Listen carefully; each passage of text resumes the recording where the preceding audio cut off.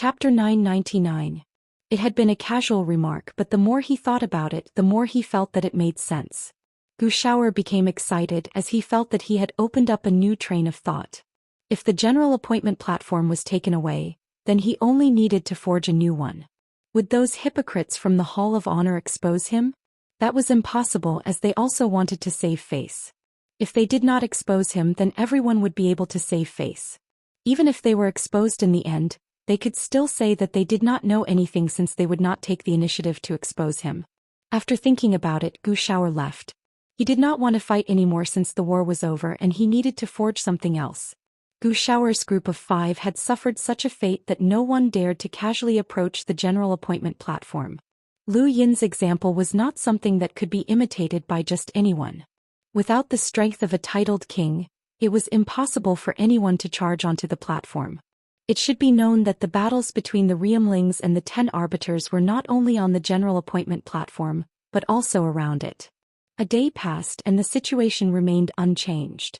At this moment, the miniature continent had already passed through the entrance of the Starfall Sea and was heading towards the Mara River. That direction was not only the Mara River, but also the intersection between the Innerverse and the technocracy. The people from the 5th mainland grew anxious, and many of them were already planning to leave. This was because more and more cultivators from the 6th mainland were arriving, and many of the 6th mainland's cultivators who wanted to leave the 5th mainland were now gathered here. On the general appointment platform, Bu Kong, who was currently entangled with Night King Zhenwu and the others, felt like he had forgotten something. He looked around and saw Sword Qi soaring into the sky in the distance. It was Lu Tianmu who was currently fighting Zi. He saw Xingkai suddenly grow and shrink, and he heard the cry of the undying bird. He also saw a straight line tearing through the void. That was Xu Jing. Right, his expression suddenly changed.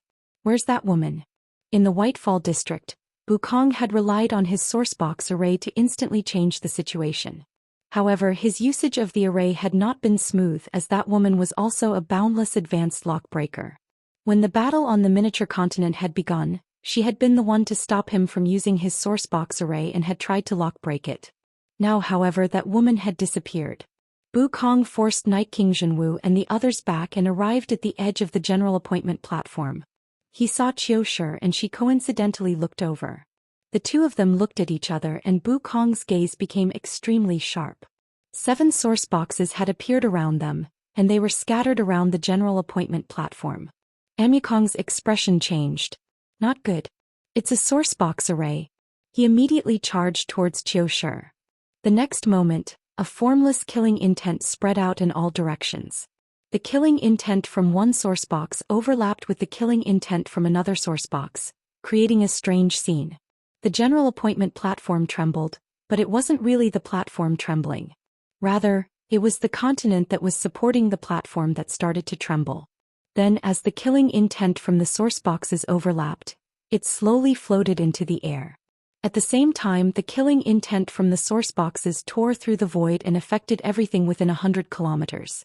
Regardless of whether it was Bu Kong, Tai Yishan, Lu Yin, or Xing Kai and the others who were a little further away, they were all within range of the source box's danger. Xing Kai and the others immediately retreated, as source box arrays were still quite frightening. The source box's murderous aura erupted, and Amako's figure flickered as he occasionally raised his hand to disperse the formless murderous aura.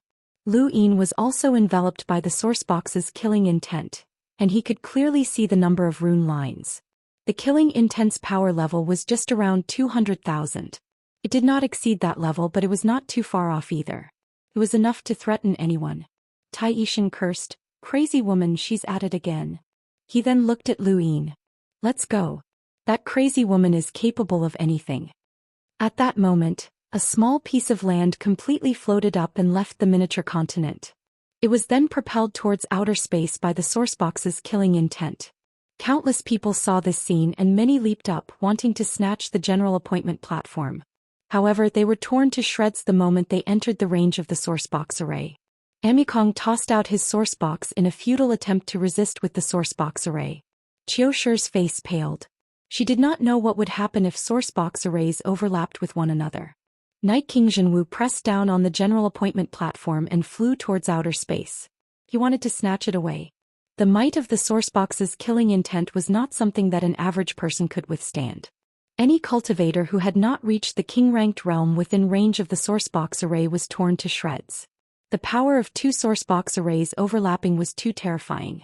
A small piece of land flew towards outer space. Qiu Shi's goal was to throw the general appointment platform out of the miniature continent and keep it in the Innerverse. At the very least, it could not be brought to the sixth mainland. Amikong's gaze turned cold. He wanted to directly attack Qiu Shi, but he had to resolve the sourcebox's killing intent first. This small piece of land covered a large area. Aside from Tai Yishan, Xingkai, and the others who had fled due to their fear of the sourcebox array, the others, including Night King Zhenwu, Lu Yin, Amikong, and Qiu Shi, were all present.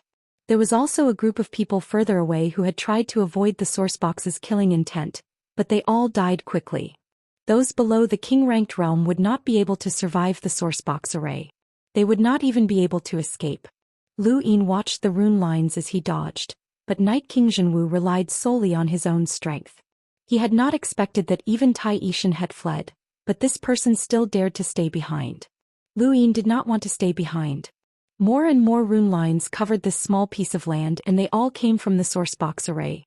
The general appointment platform had already left the miniature continent, and with Qiu Shi and Night King Zhenwu around, Amikong would not be able to snatch it away. Lu Yin wanted to retreat.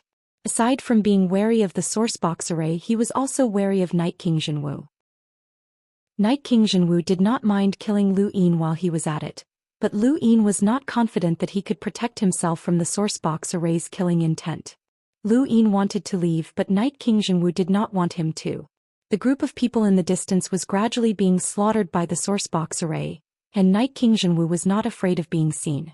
Night King Zhenwu's gaze suddenly turned incomparably cold as he looked at Lu Yin. Night King Zhenwu loathed Lu Yin, as this person had dared to provoke the Day-Night clan in the Astral Combat Academy, used Night King Yuanjing to protect himself, humiliated Night Queen Yanqing, and even challenged Night King Zhenwu's authority. Night King Zhenwu had been forced to use Lu Xiaoge to restrain Lu Yin, and Night King Zhenwu had even ignored Night King Zhenwu's existence in the ruins of the Dao Source sect by crushing a piece of jade. In fact, before the Innerverse and Outerverse had been separated, when Night King Zhenwu had found out that Lu Yin had appeared on planet Pyrolite, he had already wanted to go there. This person had to be eliminated, but after the Innerverse and Outerverse had been separated, this matter had been put on hold. Now this person had appeared once again, and he had become so powerful. This caused Night King Zhenwu's killing intent to soar, and he wanted to eliminate this person more than ever. Even if the two continents were at war right now, Night King Zhenwu still wanted to eliminate this person.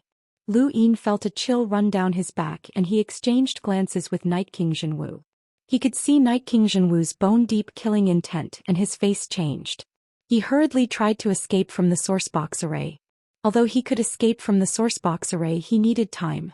Night King Zhenwu immediately approached Lu Yin. Fortunately, Lu Yin could clearly see the rune lines, and he was also a lockbreaker. This allowed him to escape the sourcebox array before Night King Zhenwu did. Night King Zhenwu also noticed Lu Yin's actions, and he immediately took action. His spiritual force swept across the general appointment platform and extended outwards. Lu Yin's brain trembled, but it did not affect him as his spiritual force was still very strong. At this moment, Qiu Shi and Bukong's sourcebox array suddenly went berserk for some unknown reason. Previously the array had been stacked, but now its power had multiplied. Lu Yin saw a vast amount of rune lines cover the entire continent, and he sped up once more. He had a bad feeling about this. Unfortunately, he was still a step too late. The sourcebox array's killing intent had completely erupted, and it swept out in all directions without any pattern. Qiu Shi had originally been standing outside the sourcebox array, and she only needed to take a step back to escape. Bukong was not too far away from Qiu Shi, and when he saw that the sourcebox array had gone out of control, he did not dare to stay any longer and also fled. Lu Yin and Night King Zhenwu did the same. Sourcebox arrays were mystical to begin with, and no one wanted to face a berserk sourcebox array. The continent cracked open, and the sourcebox array's killing intent tore through space without any pattern, destroying everything it touched. Night King Zhenwu was no longer in the mood to chase after Lu Yin. Even Bukong and Qiu Shi had fled, so he wanted to stay far away from them. Just as he was about to leave the continent, A familiar figure appeared not too far away. The figure was struggling with great difficulty. Her long black and white hair fluttered in the wind and blood dripped down from the strands. Her body was bent over and she leaned on a red long sword. Her entire person was extremely weak. It was Zhou Xian. Lu Yin had not expected to run into her here. Scenes from the past replayed in his mind, and all he could see was a sky full of rune lines crushing towards her. He immediately took action using the sky beast claw to grab her. Zhou Xian was shocked and she instinctively resisted. However, against Lu Yin she did not even have the strength to resist. Faced with such a desperate situation, she was about to use Night's End Daybreak when she saw that it was Lu Yin. Lu Yin grabbed Zhou Xian and leapt out of the continent. The next moment, a berserk killing intent transformed into indiscernible streaks that destroyed the entire continent. The general appointing platform was flung away by an enormous invisible force in the direction that Lu Yin had fled with Zhou Xian. Lu Yin watched as the general appointing platform came crashing towards him, and he was rather speechless. Everyone had been fighting over this thing, but in the end, it had taken the initiative to throw itself at him. He hurriedly dodged and grabbed the platform with one hand, allowing it to drag him into the distance. His right hand was still holding on to Zhou Xian. Zhou Xian was truly too weak, and this battlefield was very cruel for her. Even though she was an explorer, even an explorer would not be able to protect herself in this battlefield. Whether or not she could survive depended on luck. She was considered an elite among the elites of the Daoist clan, but the Daoist clan was only comparable to the 6th Mainland's Imprinter family or the World Imprinter family. In this battlefield there were too many descendants of these families. Lu Yin held onto the platform tightly and avoided the force of the sourcebox's killing intent as he hugged Zhou Xian with his right hand. Zhou Xian coughed, and when she looked up and saw that it was Lu Yin, her pale face regained some color. She looked down and saw that Lu Yin's hand was completely covering her chest. She pursed her lips but did not say anything. After half an hour, the general appointing platform finally slowed down, and the sourcebox's killing intent gradually dissipated. Lu Yin heaved a sigh of relief and carried Zhou Xian onto the platform. When he looked down, he saw that Zhou Xian had already fainted. His right hand twitched and Lu Yin blinked before silently retracting his hand. He had touched a place that he should not have touched. "Seventh bro, I've discovered that there's something wrong with your character," the monkey said. Lu Yin unhappily replied, "Don't spout nonsense.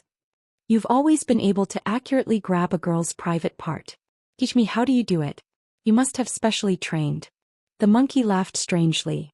Lu Yin ignored him as he was in a good mood. He had managed to snatch the general appointing platform. He slowly placed Zhou Xian down and muttered to himself, "I've always been able to save you. This is fate." "Thank you." Zhou Xian opened her eyes and calmly looked at Lu Yin. Chapter 1000. Lu Yin was stunned when he heard her voice and he lowered his head. "You're awake." Zhou Xian stood up and wiped the blood from the corner of her mouth. "Thank you." "You're welcome." Zhou Xian looked around and then lowered her head. "Is this the general role platform?" Lu Yin nodded. "Not bad. I was lucky. It's mine now." Zhou Xian looked at him. "Be careful of Night King Jinwu." Lu Yin was about to reply when more than 10 cultivators flew towards them. There were explorers and limiters among them, and they all carried strange tools. Lu Yin immediately attacked when he saw them. It was impossible to tell the difference between the 5th and 6th mainlands just by looking at them. The only way to do so was to use an imprint. No one from the 5th mainland had ever used an imprint, so this was the best way to distinguish them. Lu Yin attacked and the sky beast claw slammed down. An ancient beast's roar pierced through time and space, bringing an intense sense of danger to these people. They immediately used their imprints to attack Lu Yin, but there were also some who turned to flee. There were only a dozen cultivators from the 6th mainland in this group, and the strongest was just an explorer. Lu Yin easily dealt with them and even caught the one who tried to escape. "You know me?" The 6th mainland cultivator shook his head in horror. "No, I don't." Lu Yin was confused. "If you don't know me, then why are you running?" "Because you're a cruiser and we're just explorers," the 6th mainland cultivator quickly answered. Lu Yin sneered. "It's common for your 6th mainland to challenge those of a higher realm, and there are so many of you here. You won't run when you see me. You only have one chance to answer. The sixth mainland cultivator was terrified when he sensed Lu Yin's killing intent. He hurriedly said, I recognize the general role platform. Lu Yin was astonished, but he quickly understood. The general role platform was where the younger generation of the fifth mainland's titled powerhouses gathered, and it was a symbol of honor. It had always been in the cosmic sea, but now it had appeared here. Those who could participate in the battles here were all titled powerhouses, and none of them could be dealt with by this group. This person was quite smart. Lu Yin directly knocked him out. He didn't want to kill someone who couldn't resist, so he tossed him into a corner and treated him as his spoils of war. The general appointment platform flew towards the northwest, but Lu Yin didn't know where it was headed. He simply controlled the platform to fly towards the gap that led to the outerverse. The outerverse would be his domain, and he wouldn't be afraid of any cosmic imprinter. Suddenly, Zhou Night raised her head and stared into the distance. Lu Yin turned around and looked into the distance as well. He was looking in the same direction as Zhou Night. There, a figure was streaking through the void and charging towards them. His black and white hair was particularly eye-catching, and it was Night King Jinwu. Lu Yin had not expected Night King Jinwu to chase after him. Zhou Night hurriedly said, "Run. He'll definitely kill you." Lu Yin clenched his fists. Lu Yin did not want to, nor was he willing to. If he ran away, then the general appointment platform would belong to Night King Jinwu, and Lu Yin would obtain the qualifications to receive the Star Tower's inheritance on his own. Lu Yin's chances of becoming one of the 5 astral children were extremely high. Running away would not only mean that he had given up on this opportunity, but it would also mean that he had strengthened Night King Jinwu's strength. The current Night King Jinwu was already unfathomable, and if he were to receive a progenitor's inheritance as well, Lu Yin did not dare to imagine what he would become. Even if Lu Yin was confident that he could surpass Night King Jinwu, it would not be possible in a short period of time. "Run. You're not his match." Zhou Night shouted at Lu Yin, her face pale. Lu Yin was not willing to give up on the general appointment platform. While he was hesitating, Night King Jinwu tore through the void and stepped onto the platform. He clasped his hands behind his back and looked at Lu Yin. "You're very brave to stay behind." Lu Yin clenched his fists and took a deep breath. During the Innerverse War, he had encountered the Realmlings in the Daoist 3 skies, and he had encountered more than one of them. Logically speaking, with his strength he should be able to fight Night King Jinwu, at least under the suppression of celestial phenomenon. However, for some reason Night King Jinwu gave him an unprecedented pressure that made him feel stifled. He was clearly also one of the 10 Arbiters, and he had even fought against the Realmlings who were comparable to the 10 Arbiters. So why did Lu Yin feel especially pressured by Night King Jinwu? Lu Yin did not understand, as the young man in front of him was giving him too much pressure. "You want to kill each other?" Lu Yin's tone was cold as he stared at Night King Jinwu warily. Night King Jinwu raised his head. "So what? No one knows. Besides, the war is already over. Even if someone finds out, Night King Jinwu, can bear the consequences." Lu Yin's eyes widened. "Did you really think that you could protect yourself after joining the Lockbreaker Society? If Night King Yuanjing didn't need you to save Senior Third Night King, then you would have died a long time ago. Today I'll fulfill your wish." Night King Jinwu then attacked with a finger. Black and white became the only colors in the air. This was the Night King finger. Back in the Daoist Sex ruins, Night King Jinwu had used a single finger to severely injure Lu Yin, and even his secret art had not been able to divert Lu Yin's attack. Lu Yin had not been able to do it back then, and now, it was even more impossible for him to use the secret art to divert Night King Jinwu's attack. Night King Jinwu's attack was very strange. It was clearly just a single finger, but dozens of afterimages had instantly appeared, making it impossible to divert Night King Jinwu's attack. Lu Yin's pupils shrank and he stared at the descending Night King finger. Just as the finger was about to hit him, he raised his own finger and used the Dream Finger. Lu Yin was not afraid of a head-on collision. His physical body had undergone several transformations, and it was no longer the same as when he had been in the Daoist Sex ruins. Back then he had been able to block the Night King finger and his Dream Finger, and now his strength had greatly increased. With a bang, a ripple appeared in the void, which then spread out in all directions. A terrifying gale swept through the surroundings, and Zhou Night's breathing stagnated as she was sent flying. She almost fell off the stage and the unconscious sixth mainland cultivator immediately died. It was impossible for him to survive the aftershocks. Thud, thud, thud, thud. Night King Zhenwu retreated several steps and looked at Lu Yin in shock. You. Lu Yin retracted his finger, which was trembling slightly. He had used too much strength, but he was still excited. He had managed to force Night King Zhenwu back.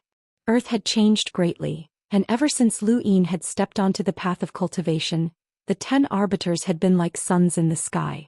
Every single one of them was unreachable, especially Arbiter Zhenwu.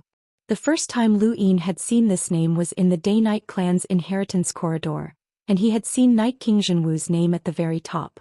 At that time, Lu Yin had felt that this person was like a blazing sun. Arbiter Zhenwu was the king of the Day-Night clan's younger generation, and he was also the king of the entire Day-Night flow zone's younger generation. He was someone who could strip Lu Yin of his right to participate in the Astral Combat Academy's Council of Astral Academy with a single sentence, and he was someone who could make Lu Yin do everything he could to save his own life.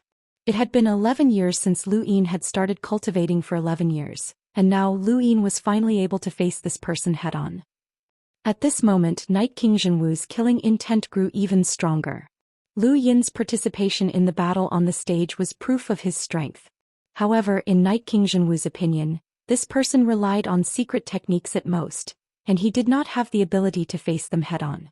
Furthermore, Night King Zhenwu had been holding back all this time, as he did not want to be targeted by Voidless. However, Night King Zhenwu had not held back in his previous attack, and Lu Yin had managed to block it head-on. The situation was the same as when they had been in the Daoist sect's ruins, but the outcome was different. At that time, Night King Zhenwu could have easily crushed this person without any effort, and even if this person had used a secret technique, he would not have been able to dodge his finger. But now this person actually dared to face Night King Zhenwu head-on. How long had it been? Night King Zhenwu did not waste any more words, and his eyes began to emit an intense killing intent. His body flickered as he appeared in front of Lu Yin and pointed out with his Night King's finger. The only difference was that this time, there were red streaks imprinted on his finger. That was 9-line battle force. Lu Yin was shocked and he hurriedly dodged, but how could the Night King's finger be so easy to dodge? His spiritual force swept out and filled the entire stage. It was as if Mount Tai was pressing down on him, and no matter where Lu Yin dodged, he would still be struck by the finger. This finger did not use the body to track him, but rather, it used spiritual force to guide him. Left with no other choice, Lu Yin's eyes flashed with runes that weakened the power of his finger. He then raised his right hand and gathered a sun before blasting it out. There was a loud boom as the sun exploded, transforming into a shockwave that spread out in all directions. Zhou Day-Night had already retreated to the edge of the stage, and her weak body could barely stand. All she could see was a blurry, distorted void, and by the time she could see it clearly, Lu Yin and Night King Zhenwu had already exchanged more than 10 blows. Night King Zhenwu had wanted to rely on his 9-line battle force and the Day-Night clan's battle techniques to crush Lu Yin. However, Lu Yin had relied on his physical strength and the true scripture of Yin evolution to forcefully endure. An intense battle had broken out between the two atop the stage. Zhou Day-Night frowned as she worriedly watched the battle. She knew that Lu Yin had improved greatly, but she did not believe that he could catch up to Arbiter Zhenwu. She could only hope that the suppression from the astral phenomenon would allow the gap between the two to shrink. Night King Zhenwu's storm-like attacks did not give Lu Yin any time to catch his breath. Fortunately, Lu Yin himself was not weak and he treated Night King Zhenwu like an imprinter. Every step he took was cautious and he managed to hold on. Lu Yin only hoped that someone else would come, and it would be best if it was one of the 10 arbiters or a powerhouse from the Neoverse. He knew that he might not be able to protect the stage, and he only hoped that it would not fall into Night King Zhenwu's hands. Night King Zhenwu had not expected Lu Yin to be able to hold on for so long. Throughout the entire Outerverse and even including the Neoverse, there are less than 20 people who can fight me to this extent.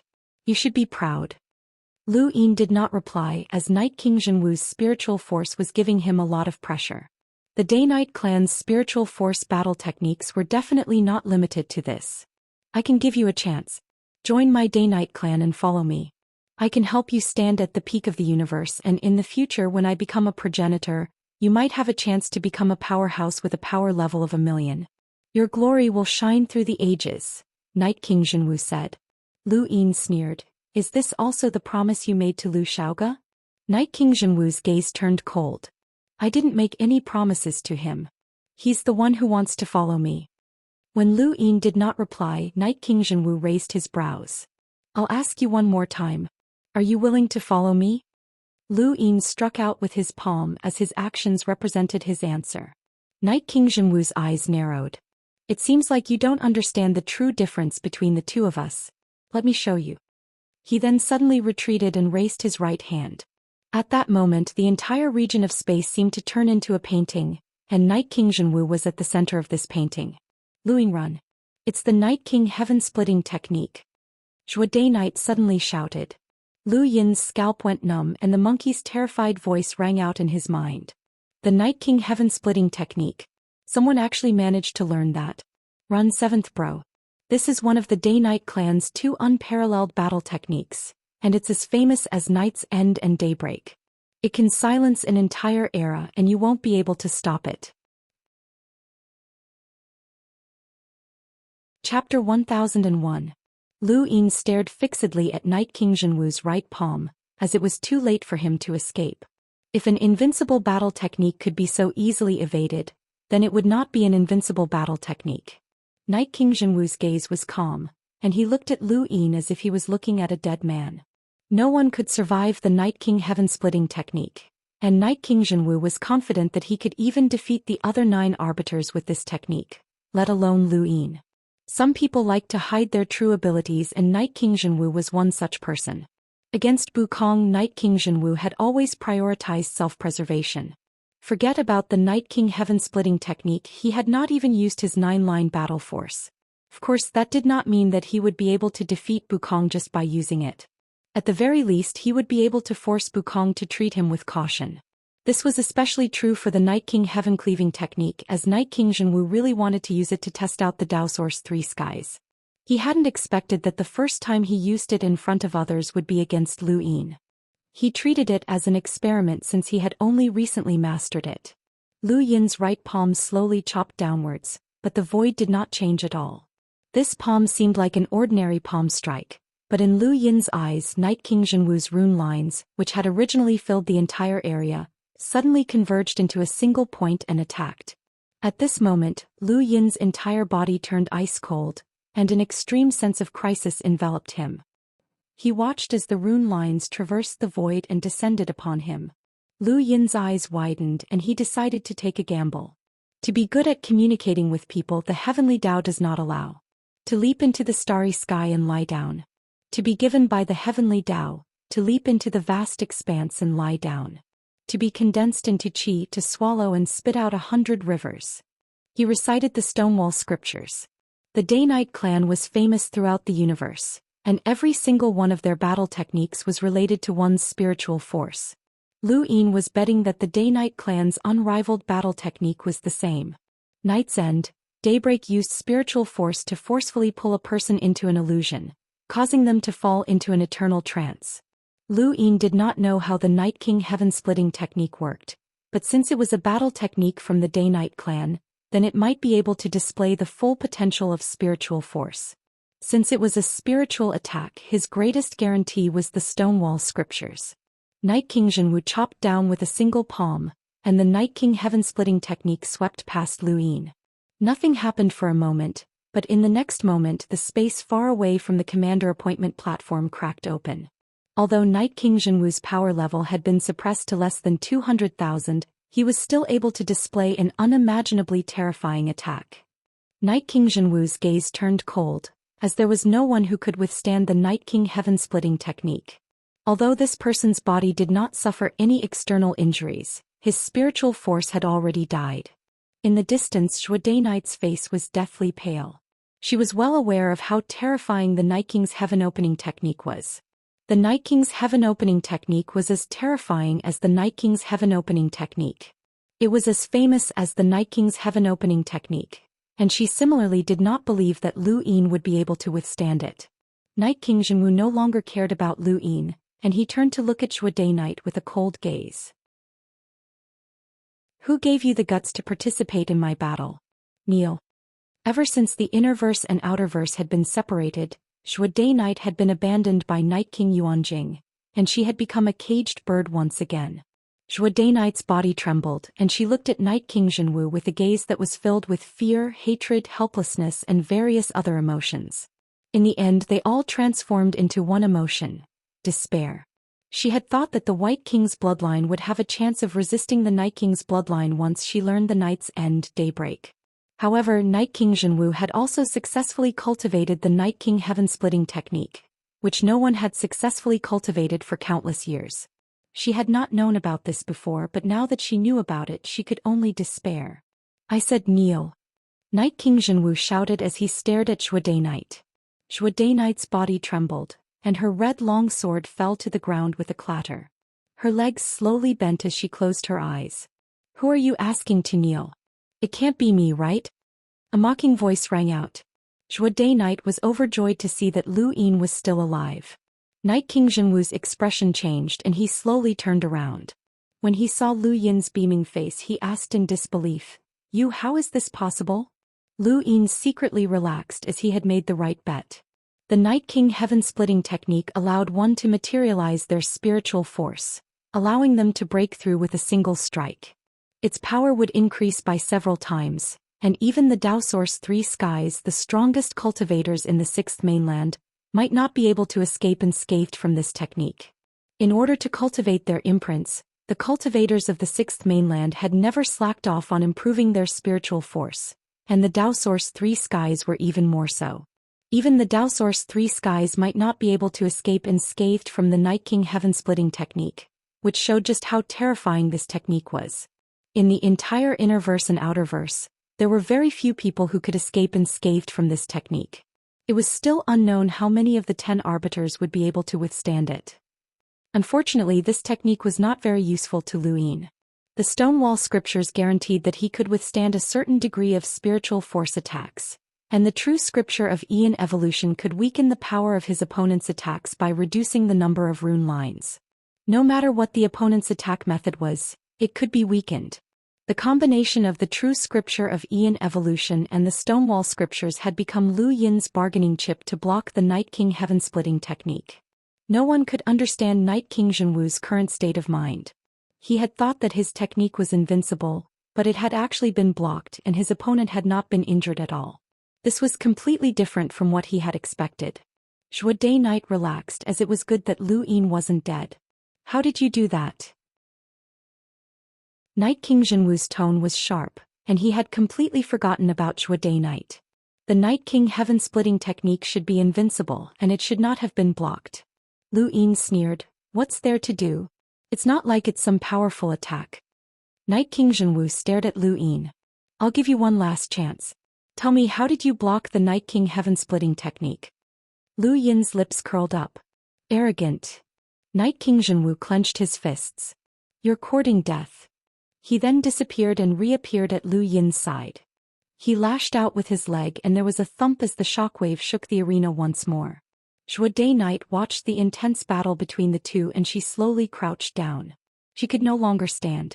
Lu Yin appeared to be unharmed, but the Night King heaven-splitting technique had actually injured him. His head was dizzy and he could only try his best to delay Night King Zhenwu. If he could survive the Night King Zhenwu's frenzied attacks, he would definitely be able to stall for time until the others arrived. 1 minute passed. 2 minutes passed. 5 minutes passed. Lu Yin relied on various methods to hold on. Night King Zhenwu shouted again, "Do you really want to die? The Innerverse and Outerverse will soon be connected. You're from the Outerverse and I can make you the #1 person in the Outerverse Youth Council. You'll be able to command the younger generation of the Outerverse, and it won't be difficult for you to unify a weave or even several weaves. I, Night King Zhenwu, can represent the Day-Night clan and give you the greatest protection." Lu Yin had a strange expression. Unify several weaves in the Outerverse? It seemed like Night King Zhenwu was already half a king in the Outerverse and he could command the younger generation? Wrong, he could even command the experts of the older generation. Are you going to tell me or not? Night King Zhenwu was very concerned about how Lu Yin had blocked the Night King heaven opening technique. He had paid a great price to successfully cultivate this technique, and the fact that his first opponent had been able to block it so easily was a huge blow to him. In reality, Night King Zhenwu did not know that Ziyi was thinking the same thing as him. Lu Yin had also ignored natural origin energy, which had been a huge blow to Ziyi as well. Does your Day-Night clan like to come up with disgusting names for your techniques? Night King Fist, Night King Finger, Night King Body, Night King Restoration Technique, and now the Night King Heaven Opening Technique? I feel ashamed for you, Lu Yin mocked. Night King Zhenwu's gaze turned cold. You're really not going to tell me? Ask a few more times and I might tell you, Lu Yin said. Night King Zhenwu felt that it was a pity. If that's the case, then you can die. But then he suddenly paused. Wherever your heart desires, you can turn it into an arrow. Have you heard of the arrow progenitor's secret technique? Lu Yin's pupils shrank and his scalp felt like it was about to explode. He retreated 100 meters as he had forgotten that Night King Zhenwu had learned the 6th mainland's arrow progenitor's battle technique. Night King Zhenwu might have obtained the arrow progenitor's inheritance, as progenitors could create their own secret techniques. Secret techniques were mystical methods. Some secret techniques could be used, but no one could understand how they were done. The Yu secret art was one such technique. Lu Yin had learned it, but he did not know the principles behind it. He rarely encountered enemies who used secret techniques, and the ones who did so were the 6th mainland's secret progenitors. Resurrection, Great Reincarnation, God's Descent, and so on were all secret techniques that could not be understood. However, those secret techniques could be traced, while the one that Night King Zhenwu had just used was untraceable. Lu Yin stared at Night King Zhenwu warily. If this person had not mentioned it, he would have forgotten about it. Night King Zhenwu was one of the 10 arbiters, the future king of the Day-Night clan. How could he not have a secret technique? A single secret technique was enough to change everything. Night King Zhenwu looked at Lu Yin. You're guarding against my secret technique? Lu Yin did not deny it. You learned the arrow progenitor's secret technique? Night King Zhenwu slowly replied, actually I admire you. Regardless of our standpoints, your future won't be any worse than ours.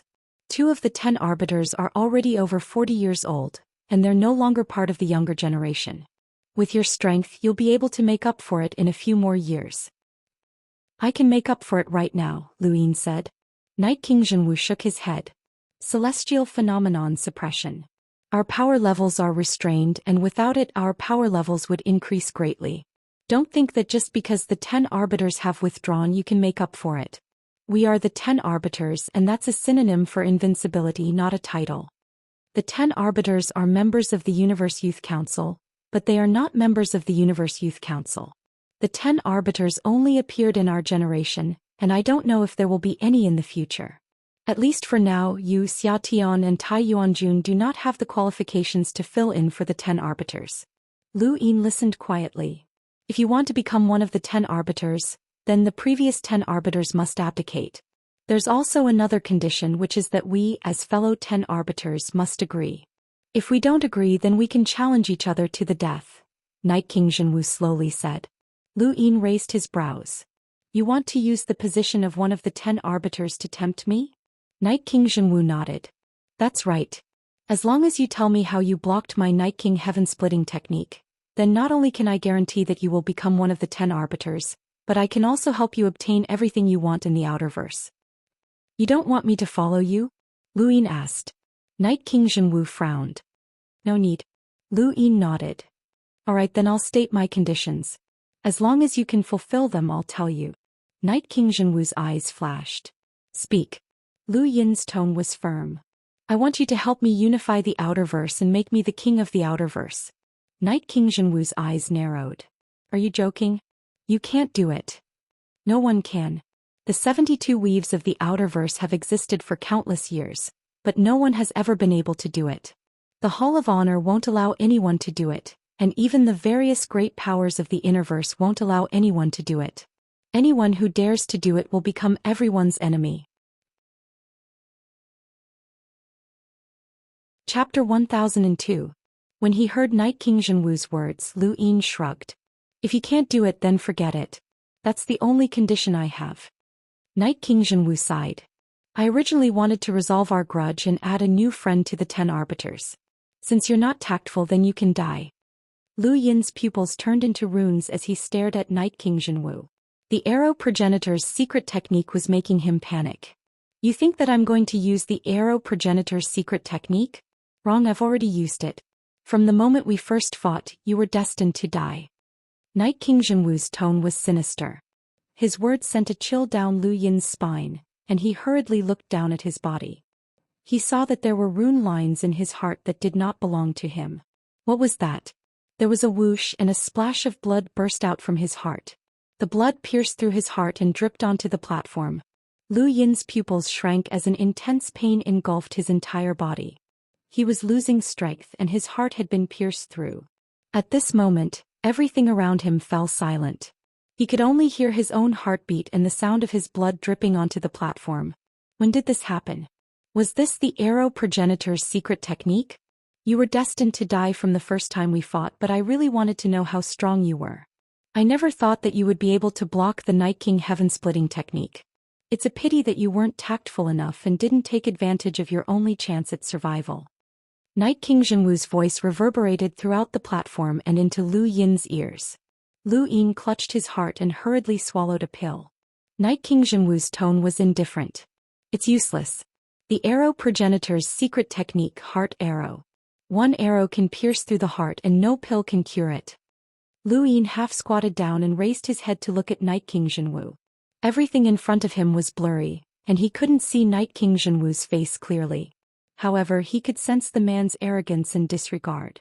Not only will I kill you, but I'll also make you a sinner of the Innerverse. You were bewitched by Z of the Dao Source 3 Skies and attempted to steal the general appointment platform and gift it to the 6th mainland as a gift to the blood ancestor. You wanted to obtain a progenitor's inheritance, but the reason why Z placed a bounty on you was to create a false impression so that you could succeed. Otherwise, why would a mere cruiser attract the attention of the Dao Source 3 Skies? This is my reason for killing you. Is that enough? Night King Zhenwu enunciated each word clearly. Every word of his echoed in Lu Yin's heart, causing him to feel even more pain. Waves of soft sounds rang out, and each soft sound caused blood to splatter everywhere. Puff Lu Yin spat out a mouthful of blood, his face pale and every cell in his body trembling. Seventh bro, run. Run.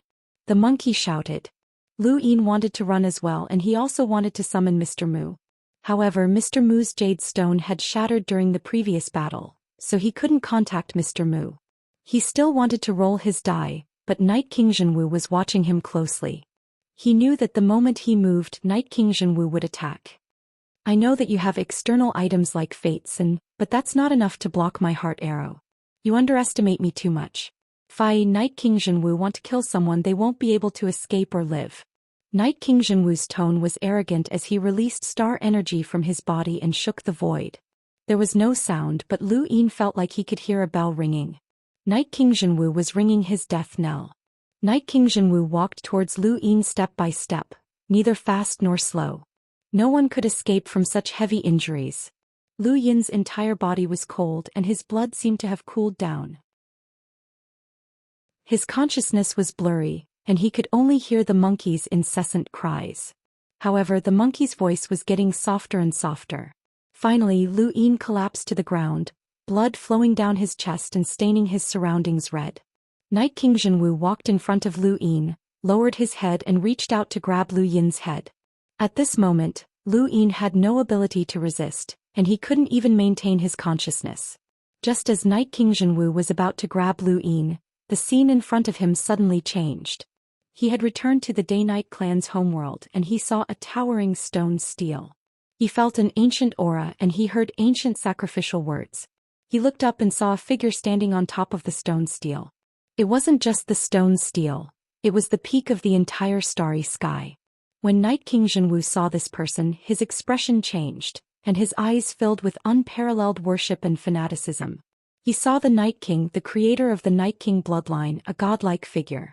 Ever since Night King Zhenwu had started cultivating, this person's name had constantly appeared in his ears. Night King Zhenwu had used this person as his goal to embark on the path of cultivation. The Night King lowered his head and met Night King Zhenwu's gaze. You're not bad. Night King Zhenwu's eyes burned with passion and he half knelt. Junior Night King Zhenwu greets Elder Night King. The Night King nodded in satisfaction. Are you willing to inherit my mantle? Night King Zhenwu was delighted. Thank you, Elder Night King. This junior will definitely fight to the death for the Day-Night clan. The Night King nodded. Yes. Just as he finished speaking, Night King Zhenwu suddenly attacked. His Night King heaven-splitting technique swept through the entire ancestral grounds, and the Night King ancestor was enraged. How dare you attack in the ancestral grounds? Night King Zhenwu's eyes were sinister, and they contained an unprecedented savagery. This was completely different from his usual self, as he knew that he had been caught in an illusion. However, there was clearly no one around him, so how could he have inexplicably fallen into an illusion? Furthermore, this illusion had actually caused him to sink into oblivion. If not for the fact that he had successfully cultivated the Night King heaven-splitting technique, which had strengthened his spiritual force and allowed him to remain clear-headed, he might have actually sunk into oblivion for a very long time. Oblivion, and illusion. Night King Zhenwu suddenly thought of something and he punched out. The ancestral grounds collapsed and the Night King ancestor continued to shout from the stone steel, but it was useless. The scene in front of him changed again, and Night King Zhenwu's body swayed as he subconsciously defended his surroundings. However, no one attacked him and Lu Yin had disappeared. When he turned around, he saw that Zhuo Day-Night had disappeared as well. Night King Zhenwu's gaze swept across the sky. You can't escape. He then leapt up and pushed the general appointment platform in pursuit of the traces of star energy. In the distance, Zhuo Day-Night's face was pale as she carried Lu Yin on her back. She had just used Night's End, Daybreak, a technique that she had never revealed before, which had caused Night King Zhenwu to fall into an illusion. However, she knew that this illusion would not be able to trap Night King Zhenwu for long, as the difference between the two of them was too great. If her strength was similar to Night King Zhenwu's, then being trapped for decades, centuries, or even longer would not be a problem. Blood continued to flow from Lu Yin's chest, dyeing half of Zhuo Day-Night's body red. Zhuo Day-Night gritted her teeth as she had also been heavily injured. The continuous battle and the danger of the source boxes had caused her to die if not for Lu Yin's intervention. This was the reason why she had saved Lu Yin. Even if she had to expose Night's End, Daybreak, and even if she had to die with him, she would not have hesitated. She owed Lu Yin too much. Whether it was at the pirate port planet Pyrolite or now, she was unable to repay him, so she had no choice but to do this. The bloodstains paved the way in outer space, and Night King Zhenwu did not even need to use star energy to find the two of them.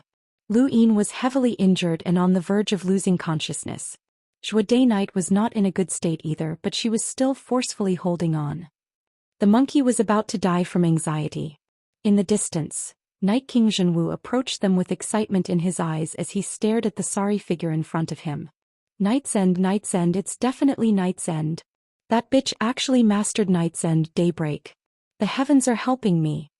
Zhuo Day-Night turned around and saw Night King Zhenwu's sinister smile. She sighed in despair and looked at Lu Yin. If you're conscious, then escape on your own. I can buy you some time, but whether or not you can escape is up to you. She then pushed Lu Yin towards the west while she stood in outer space and calmly looked at Night King Zhenwu. That red sword was still tied to her waist and she looked somewhat miserable. Lu Yin was unconscious, but he seemed to have instinctively heard Zhuo Day-Night's words. He waved his hand and used the secret art to pull Zhuo Day-Night over, but he knew that he would not be able to pull her over. It was just an instinctive reaction and he did not even know what he had done. An item appeared in his hand which he had obtained using the secret art. Zhuo Day-Night was still standing in outer space. Thank goodness I wasn't exposed, or else I would have been finished. Seventh bro, you owe this woman too much this time. Even if she doesn't die, she'll definitely be finished for the rest of her life. She exposed the Night's End, Daybreak, and even exposed herself to the Night King clan. She's finished, sigh. Night King Zhenwu appeared in front of Zhuo Day-Night, and he looked past her to see Lu Yin flying towards the west like a corpse. Just as he was about to give chase, Zhuo Day-Night coldly asked, "Don't you want Night's End, Daybreak anymore?" Night King Zhenwu paused and he looked at Zhuo Day-Night in bewilderment. His eyes were filled with excitement and excitement. It really is Night's End, Daybreak. You actually grasped the Dayking's ultimate technique. Zhuo Day-Night calmly replied, "Yes, Night's End, Daybreak. Do you want it?" Night King Zhenwu stared at Zhuo Day-Night without saying anything. Zhuo Day-Night's lips curled up. There's no need to try. The sealed cage technique is already gone. Night King Zhenwu was not surprised. Night's End Daybreak was an invincible battle technique, so how could it be controlled by the sealed cage technique? You want me to let him go? What's your relationship with him? Is it worth it? Zhou Xian calmly replied, either I die or you let him go. I'll go with you. Choose one. Night King Zhenwu's eyes narrowed. Is it worth it? You should know that the Day-Night clan cannot marry outsiders. It's a rule that has been passed down since ancient times. Zhou Xian's expression was calm. It has nothing to do with feelings. I owe him too much. Night King Zhenwu frowned as he really did not want to let Lu Yin go. Although he had been hit by the heart arrow and had a 99% chance of dying, Night King Zhenwu still did not want to let go of even the slightest chance of survival. Destiny was something that no one could predict, and Night King Zhenwu did not want to give Lu Yin any chances. A person who could ignore the Night King Heaven Opening technique was the bane of the entire Night King bloodline. Furthermore, the heart arrow technique was his secret, and no one besides himself knew about it. If Lu Yin survived, then his greatest secret would be exposed. But if Night King Zhenwu did not let Lu Yin go, then this woman would become even more troublesome. Night King Zhenwu understood this woman, and she knew that she was not joking when she said that she would die. If you die, then I'll make your parents suffer 10,000 times the torture, Night King Zhenwu threatened coldly. Zhou Xian's face paled even further and her eyes were filled with pain. Let him go. Let my family go and I'll let you use the sealed cage technique on me. Come. Wonderful Book House. Chapter 1003. Night King Zhenwu's eyes widened. Although the sealed cage technique could be dispelled by night and daybreak, it could still be used once in a while. With the sealed cage technique, Night King Zhenwu could completely control this woman, which would be very beneficial for him to seize night and daybreak. However, if he wanted to seize night and daybreak, this woman would have to be willing. Night King Zhenwu thought about it for a while, but Lu Yin had already disappeared. He sighed. All right, I won't chase after you and I'll also release your parents and relatives. Zhou Xian sighed, but her body felt weak as she slowly collapsed. These were the only two things that had allowed her to negotiate with Night King Zhenwu. Now that she had relaxed, her entire body collapsed and her consciousness quickly blurred. However, she did not close her eyes and continued to stare at Night King Zhenwu. Night King Zhenwu stood in front of Zhou Xian and stared into the distance with an unwilling expression.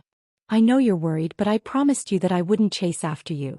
You'll definitely die if you're hit by the heart arrow, so there's no need to break a promise for a dead person. Zhou Xian continued to stare at him, her eyes bloodshot. She looked pitiful and sad. Ever since she was young, she had endured too much pain and suffering. She had also been imprisoned by the sealed cage technique. Only Lu Yin had given her warmth and had helped her time and time again when she was in danger. Even if she had to die, even if she had to give up everything, she had to let Lu Yin live. Live on, I have to live on. Night King Zhenwu's eyes narrowed and his fingers twitched. His feet also moved. He wanted to chase after Lu Yin, but he could still imprison him. He really did not want to let Lu Yin go. But just as he moved, Zhou Xian's eyes widened and blood stained half of her face. She looked like a ghost as she stared at Night King Zhenwu and said in a hoarse voice, You said that you wouldn't chase after me. Night King Zhenwu and Zhou Xian stared at each other for a long time. In the end, even he could not tell if this woman was conscious or unconscious. It was as if there was an obsession supporting her that would stop him even if she died. This conviction moved Night King Zhenwu and he sighed. Forget it, he would not chase after her. After a while, two figures approached from the distance. One was Qiushi and the other was Taishan. They had found Night King Zhenwu and the general appointment platform. They looked at the platform beneath Night King Zhenwu's feet, and the two exchanged glances. Night King Zhenwu looked over. Lu Yin colluded with Zi of the 6th Mainland's Dao Source 3 Skies in an attempt to deceive everyone and steal the general appointing platform. I've already killed him and I, Night King Zhenwu, was the one who took back the general appointing platform. Do you have any objections? Taishan raised his eyebrows. What did you say? Lu Yin colluded with Zi? You must be dreaming. Zi has issued a bounty to the entire cosmic sea. Anyone who can capture Lu Yin alive will be able to meet the blood ancestor and receive an inheritance. Now you're saying that he colluded with Zi? Night King Zhenwu raised his head. If I don't do that, then how will he get close to the general appointment platform? He's just a puny cruiser, yet he's able to fight against the Dao Source 3 skies. Don't you think that's ridiculous? Tai Yixing frowned as he had a good impression of Lu Yin. Although he was arrogant and called himself a god, Lu Yin had saved him and even fought against Bukong together. Tai Yixing recognized this person. Where's the proof? Do you think you can convict Lu Yin with just one sentence? Night King Zhenwu's gaze turned cold. It doesn't matter if I convict him or not. He's already dead and I killed him with my own hands. Tai Yixing looked at Night King Zhenwu. Night King Zhenwu was not afraid of anyone. Qiu Shi did not say a word and she just looked at Zhuo Day Knight who was beneath Night King Zhenwu's feet. She knew that this matter was not as simple as it seemed, but she did not know what was going on. Gradually more and more people arrived. Sarati, Phoenix, Xingkai, Lu Tianmu, Xujing and the rest had all arrived. The general appointment platform had been tossed into outer space, as they had no intention of fighting to the death with the cultivators from the 6th mainland. The older generation of powerhouses from the 6th mainland were eager to retreat, and Bukong and the rest could not stay behind to fight either, so they could only retreat. Now the 6th mainland's invasion of the 5th mainland had finally ended. As they watched Night King Zhenwu step onto the general appointment platform, Xingkai and the rest felt a myriad of emotions well up in their hearts. Lu Tianmu gripped his sword and looked at Night King Zhenwu. Xiatian could not help but ask, Lu Yin colluded with Zi? That's impossible. Night King Zhenwu coldly replied, I will report this matter to the Hall of Honor. Whether or not it's true will be determined by the Hall of Honor. Starsibyl's eyes flickered and she seemed to be divining something. Her face grew paler but she did not say anything. There was only a trace of pity and confusion in her eyes. Had she divined wrongly? Just as Night King Zhenwu had said, not only did he want to kill Lu Yin, but he also wanted to label Lu Yin as a criminal of the 5th mainland. This was the consequence of offending the Day-Night clan. Even if Lu Yin died he would not be able to rest in peace. The Day-Night clan had not established their might for too long, and now more and more people dared to provoke them. Night King Zhenwu wanted to intimidate the entire universe.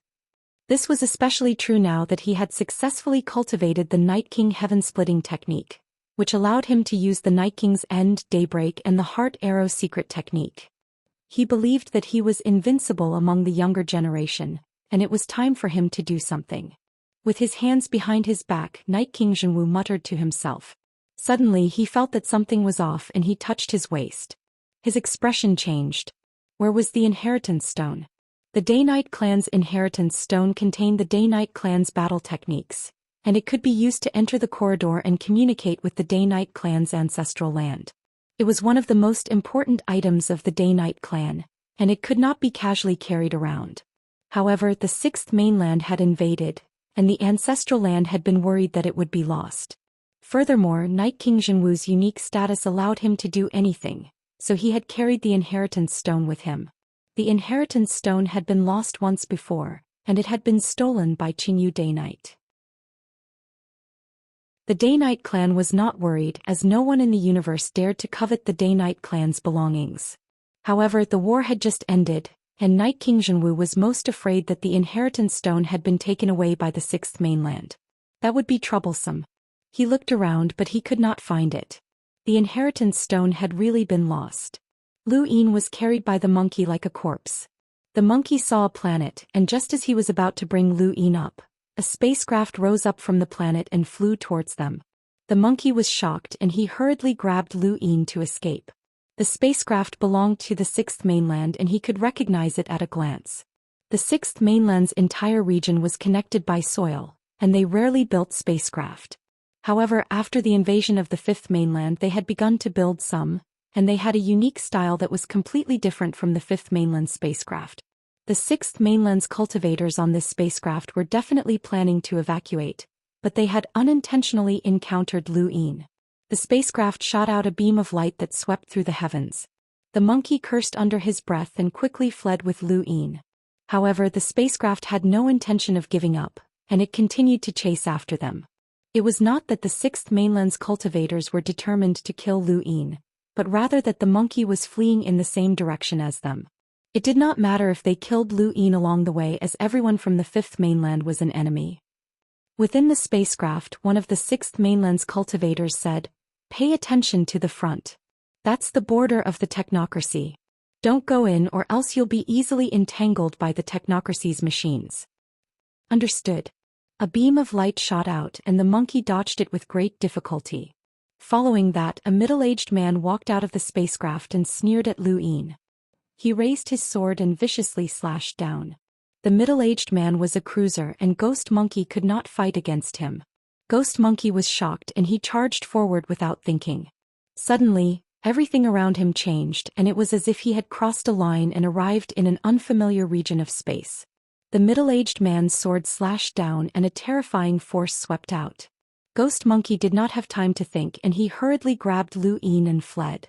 The middle-aged man sneered. Don't even think about living after entering the technocracy. He then returned to the spacecraft which turned around and flew off in a different direction. To them, chasing Lu Yin was just a pastime. They were about to return to the sixth mainland anyway and the spacecraft could not take them away so they might as well play around. Thus, Ghost Monkey and Lu Yin were sent to the technocracy. Ghost Monkey did not know the way but he instinctively felt that something was wrong. This was especially so when he saw the metal frame in the distance that connected dozens of planets. He suddenly remembered that this was the intersection between the inner verse and the technocracy. He hurriedly tried to return, but the giant metal frame moved and swept over, distorting the void. Ghost Monkey grabbed Lu Yin and dodged, but then countless metal spikes shot out and pierced through the void. Ghost Monkey cursed inwardly. This was clearly the border of the technocracy, but there wasn't even a defense force. Wasn't this just opening the door for others to rob? No matter how much Ghost Monkey cursed, he had already brought Lu Yin into the technocracy. This was a completely unfamiliar region and he was confused. He knew that if he turned back he would be attacked again. He also did not know if that spacecraft was waiting outside, and he was especially afraid that Night King Zhenwu would chase after him. However, if they continued forward they would still die so they might as well turn back. At that moment, a metal spike pierced through the void and pierced Lu Yin's abdomen, leaving behind a trail of blood. Ghost Monkey was also heavily injured by the spike, and it was branded on Lu Yin's right arm. The spike's attack was too powerful, and it had a power level of at least 100,000. This was the defense of the technocracy's border. Just because it could not be seen did not mean that it did not exist. No one knew how many methods were hidden in the void. Any powerhouse who tried to barge into the technocracy would have to charge straight through, regardless of whether they were in outer space or the void. Even if they were in outer space they would all be swept away. This was the only way to enter the technocracy. Of course, there was another way to easily enter the technocracy and that was to die. The technocracy blocked the living but they could not block the dead. The dead did not need to be blocked as they were just cosmic trash that could not be cared for. Lu Yin was now cosmic trash. The heart arrow had pierced through his heart, and the metal spike had pierced through his abdomen. There was no way for him to survive. No matter how powerful the technocracy's methods were, they could only detect that he was dead. In reality, Lu Yin was indeed dead but he was not. He was circulating the arcane art of life and death. The arcane art of life and death was for the dead to cultivate, and the conditions for it were extremely harsh. It was widely spread throughout the universe, but no one had ever succeeded in cultivating it. Anyone who had tried to cultivate it had truly died. Lu Yin was the only person known to have successfully cultivated it. On Drift Charge Planet he had relied on the arcane art of life and death to survive. After the spacecraft had exploded he had circulated the arcane art of life and death a second time. This was his third time. Chapter 1004.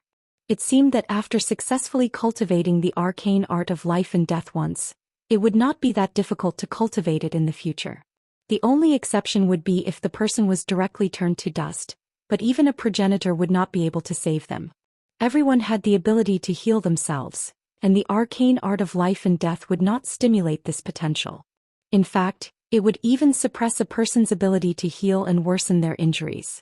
This potential would then be converted into power. If a person died, everything would be gone, but as long as they were alive, this power would be fed back to the body. This phenomenon of suppressing one's ability to heal was exactly the same as a dead person's. No matter how advanced the technocracy's technology was, they could not detect the arcane art of life and death. Lu Yin would be nothing more than a piece of cosmic trash under the technocracy's detection. The universe was the same. It was filled with unknown variables and strange astronomical phenomena. Because there were too many humans in the human domain, the powerhouses used their own methods to erase many astronomical phenomena, which allowed the human domain to stabilize internally. However, the technocracy was different. Internal astronomical phenomena occurred frequently, and they swept through the entire domain. Lu Yin floated in the technocracy for more than 10 days before he was finally swept up by a current and thrown to the north. The technocracy was not very large and it was much smaller than the human domain's outerverse. Usually, a single astronomical phenomenon could traverse the entire domain. Lu Yin had been thrown there and no one knew what the future held. In the innerverse, as the sixth mainland retreated, the various powers from the fifth mainland began to return to their old haunt. Wuxia was very excited. Ever since he had wanted to participate in the battle at the general appointment platform, he had run away and found a place to forge a new one. In any case, the sixth mainland would definitely snatch it away and no one would be able to take it back from the Daoist three skies. Thus, he might as well forge one and give the Hall of Honor a way out. Wuxia puffed out his chest and stepped on the platform towards the cosmic sea. At the same time, he turned on his gadget to show off, but he found that the signal was still blocked. Forget it, I won't tell them in advance. Those people must be sighing right now. I wonder what kind of expressions they'll have when they see me stepping on the platform. I went deep into the sixth mainland to snatch it back. Right, how did I do it? I have to make up a story. Wuxia's head hurt. At this time, a large spaceship appeared in the distance. Wuxia's eyes lit up and he immediately stopped it. The super-large spacecraft just so happened to be a transport spacecraft. Although the general appointment platform was large, it was still able to carry the cargo. As for the things that were originally being transported, they were rudely thrown away by Wuxia. He was the young master of the Neoverse Smokescreen Mountain Range, and he didn't care about the Innerverse people. He didn't even care about the Day-Night clan or the Sword sect. The general appointment platform was very famous, but not many people had seen it before. After all, it had always been in Universe Ocean. Wuxia felt that it was very tiring for him to forge the general appointment stage. He went to the ship's restaurant and had a very comfortable meal.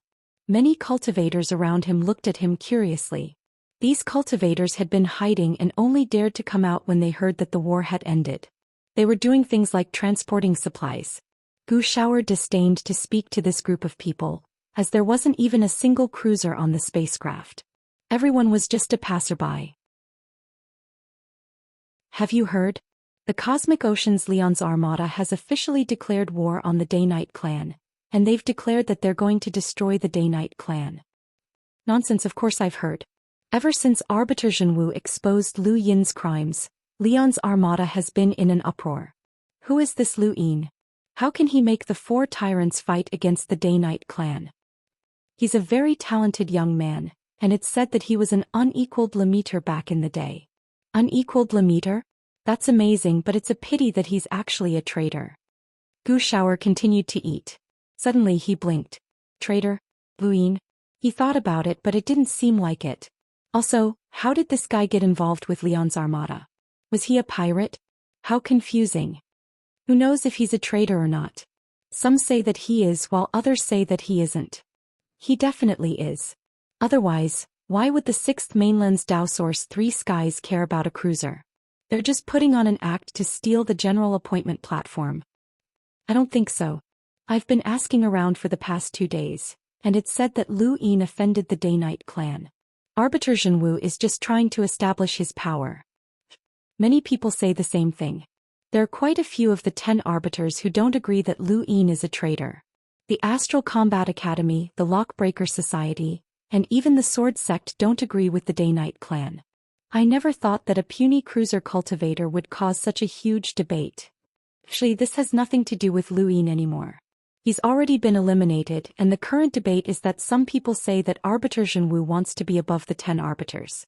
He says that Lu Yin is a traitor and anyone who opposes him is an enemy. After all, he stole the general appointment platform, and I've heard that whoever steals it will receive a great reward. I've heard that as well, but I'm not sure what the reward is or what realm inheritance it is. Wuxia blinked and the piece of meat in his mouth fell out. Arbiter Zhenwu stole the general appointment platform? He slowly turned around and looked behind the spacecraft. What should he do? He felt awkward. Wasn't this just a waste of effort? With a bang, Gu Xiaoer angrily smashed the table and glared fiercely at the cultivators who were discussing the matter. The general appointment platform that Night King Zhenwu stole is fake. He then angrily left. As for the fake general appointment platform, he did not want it anymore, leaving behind a group of stunned cultivators. After Night King Zhenwu took back the general appointment platform, the Hall of Honor granted him the highest position and the right to inherit the Star Tower. At the same time, the Night King clan was given the title of Honorable Family, and anyone who wanted to attack the Night King clan would be able to borrow the Hall of Honor's power. Arbiter Zhenwu's name had spread throughout the universe. Although the 10 arbiters' names had long since spread throughout the universe, at this moment, they represented the pinnacle of glory. Even the group from the Neoverse had been suppressed. As for whether or not Lu Yin was a traitor, that had yet to be determined. Night King Zhenwu did not have any concrete evidence, and if he wanted to determine Lu Yin's identity, then neither Leon's Armada nor the Astral Combat Academy would agree. During the 6th Mainland's invasion of the 5th Mainland, the Astral Combat Academy had displayed a terrifying strength to the universe. All of the headmasters were envoys, and the most terrifying one was Astral 10's crazy headmaster. In a fit of madness, he had slapped an imprinter with a power level of 700,000 to death. That was before the appearance of the celestial phenomenon, so no one dared to provoke Astral 10. Lu Yin was from Astral 10, and although Astral 10's headmaster often went crazy, there were times when he wasn't. No one dared to offend someone with a power level of 700,000 with a single slap. It was too terrifying. There was also the Lockbreaker Society, which was similarly influential. Lu Yin was a lockbreaker after all, and without concrete evidence, they naturally had to protect the reputation of lockbreakers. Although Lu Yin had not been determined by the Hall of Honor, the Day-Night clan, Sun family, Blaze Realm, Ross Empire, and other great powers had spread rumors that caused his reputation to be tarnished. Just as Night King Zhenwu had said, he would not be able to rest in peace even if he died. The 6th Mainland had retreated, and there were too many things to take care of in the Innerverse, Cosmic Sea and Neoverse. Now that the external enemy was gone, internal strife would begin. Lu Yin's matter would only affect them for a while, and it would quickly be forgotten. After all, he was just a young cruiser.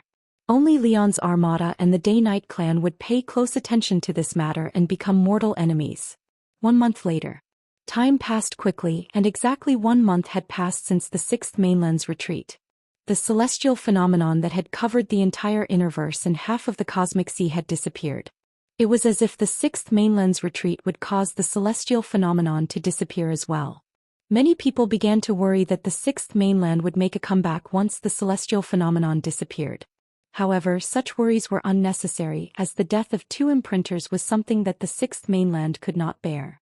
Unless they wanted to take a gamble or directly invite a progenitor, they would not easily invade the 6th Mainland again. Progenitors had their own concerns, and the more they knew, the more apprehensions they would have, and the more hesitant they would be to take action. This time it was the symbol progenitor, but what about the next time? Perhaps it would be progenitor Qin. The human domain's 6th Mainland's invading cultivators had retreated, but no one in the astral beast domain knew about it. After all, the astral river had yet to disappear and was still isolated from the outside world.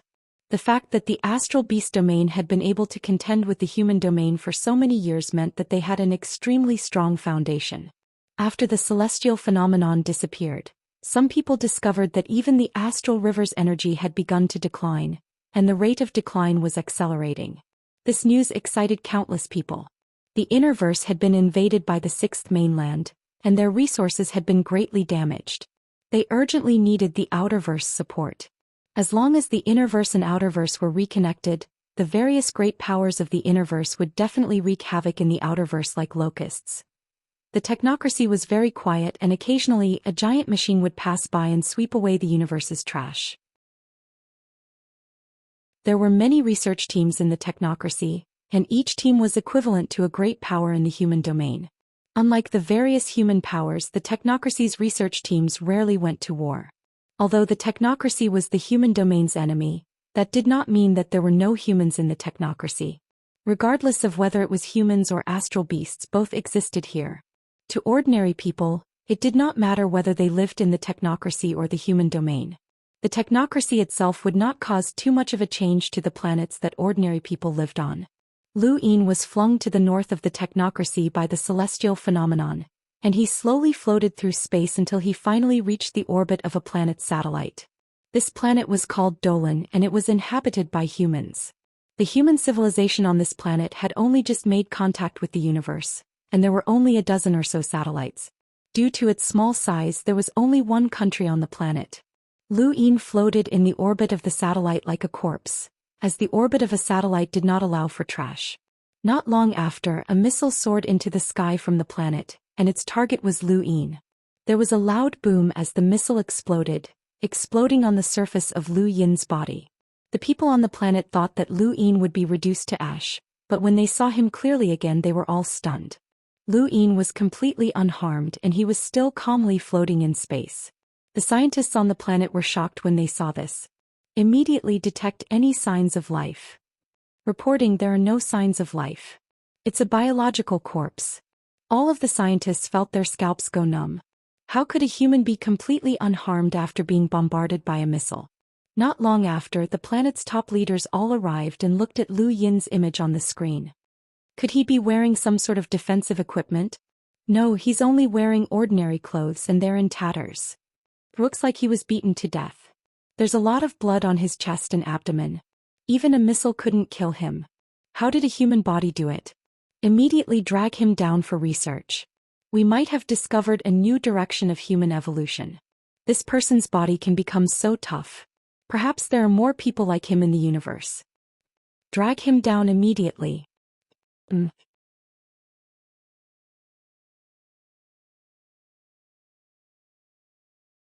Everyone, don't forget that this might seem like a battle of life and death, but is the Neoverse really going all out? We've all made a move and exposed all our trump cards, but what about the Neoverse? Have you seen the young master of the Aurora Spaceship Company? Have you seen the heir of the Mavis family's tree heart? Have you seen the heir of the Hall of Honor's half-ancestor?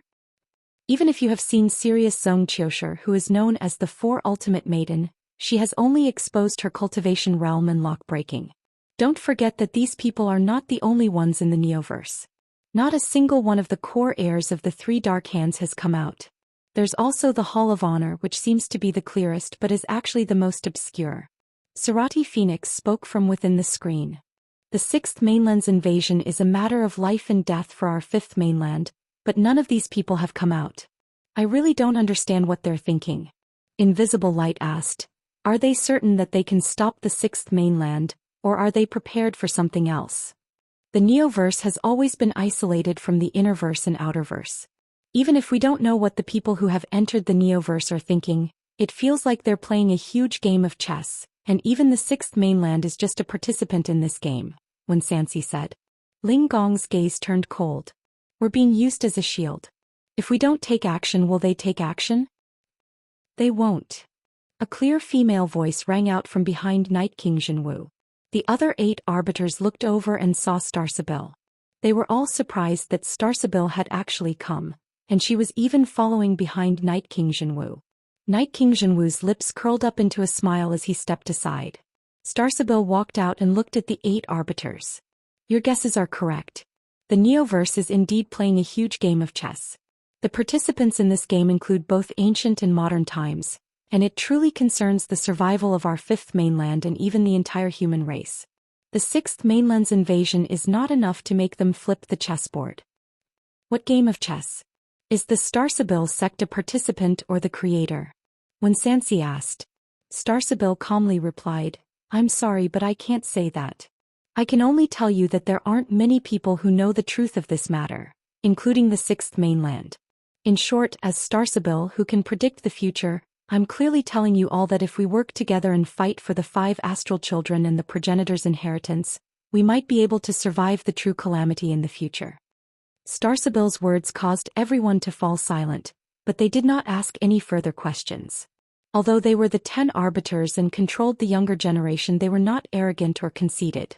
They were merely members of the younger generation and did not have the qualifications to know certain things. Star Sibyl had only told them to fight for the progenitor's inheritance because they were the only ones who could do so. What they needed to do was fight for a chance at survival in the future. However, they were still the 10 arbiters and they had tenacious personalities. Their wills could not be controlled by others, and they could not agree to everything that Star Sibyl said. The selection of the head of the 10 arbiters would bring about too many disputes, as each of the 10 arbiters had the support of a great power behind them. Whoever was the head of the 10 arbiters would not only represent the 10 youths, but also the entire Innerverse. Everyone looked at Night King Jinwu. Did the Day-Night clan want to use this as a starting point to suppress the various great powers of the Innerverse? That was too arrogant. What right did they have? Night King Jinwu's expression was calm, and he closed the screen with a faint smile.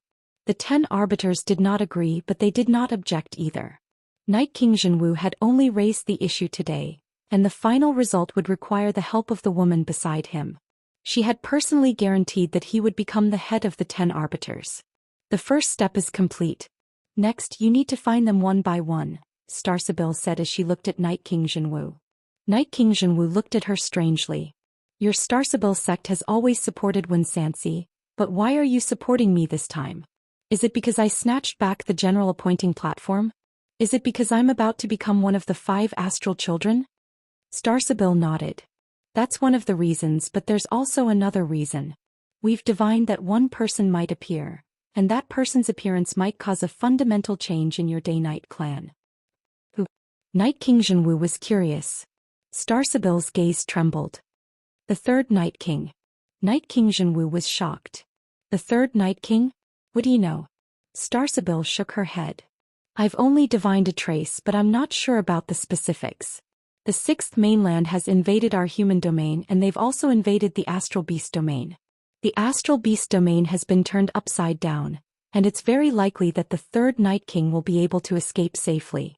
Night King Jinwu's breathing quickened and his eyes gleamed with excitement. It was no wonder why the Star Sibyl sect had chosen to support them. Once the third Night King escaped, their Day-Night clan would truly change completely. No one could understand the Day-Night clan's desire for the third Night King's return. No matter how much Lu Yin had offended the Day-Night clan, the moment he mentioned the third Night King's whereabouts, the Day-Night clan would immediately treat him with smiles. Even a powerhouse like Night King Yuanjing had personally conversed with him, which showed just how important the third Night King was to the Day-Night clan. The information that Lu Yin had provided was indeed helpful to the Day-Night clan, but they had no way of helping the third Night King escape. They had not expected the 6th mainland's invasion to be such an opportunity. As long as the third Night King returns, no one will be able to stop my Day-Night clan. I, Night King Jinwu, am destined to become one of the 5 astral children. Night King Jinwu was so excited that he trembled. He felt that everything was going smoothly. He had successfully cultivated the Night King heaven-splitting technique, obtained the Night's End, Daybreak, and even received help from the Star Sibyl sect. The third Night King was likely to return, and he felt that the Day-Night clan was about to soar. Star Sibyl looked at the excited Night King Jinwu and then at the giant stone tablet in the distance. The Day-Night clan was about to soar, and it all depended on whether or not the divination was accurate. Inexplicably, Lu Yin's face appeared in her mind. She still could not divine this person. It was as if Night King Jinwu was fated to do so, and with Star Sibyl's help he searched for the 10 arbiters one by one and slowly approached the position of leader. Elsewhere in the technocracy on planet Dwoluan, a man and a woman were still in the same manner. It looks like he's really dead. Look, there's no movement at all. But there are signs of star energy circulating. Maybe it's because of his cultivation method. He's dead, but his cultivation method is still circulating and it'll stop after a while. Then let's just bury him. What a pity. All right. The man then stretched out his hand. The moment he touched Lu Yin's body, a huge force sent the man flying. He smashed a large hole in the house and was flung hundreds of meters away. The woman was shocked and she hurriedly chased after him. After a while, the man limped back with the help of the woman. He had a miserable expression on his face. He's not dead. He's definitely not dead. Just touching him was enough to cause such a huge force. That power definitely surpassed a cruiser's. It's too terrifying. No matter what, I won't touch him. Just let him lie here. That's strange. When we stole him a month ago, his strength didn't rebound. How did it rebound this time? The woman was puzzled. The man thought about it. Maybe he's about to wake up. That's possible. Then let's wait a little longer. There's nothing we can do about it. The two of us definitely won't be able to touch him. If there's really no other choice, we'll just move to another place and treat this place as his grave. Another month quickly passed. On the Day-Night clan's homeworld, Night King Zhenwu appeared with Zhou Day-Night following behind him. She had been imprisoned for 2 months, and now that she could finally see the sky again, her face was pale and bloodless.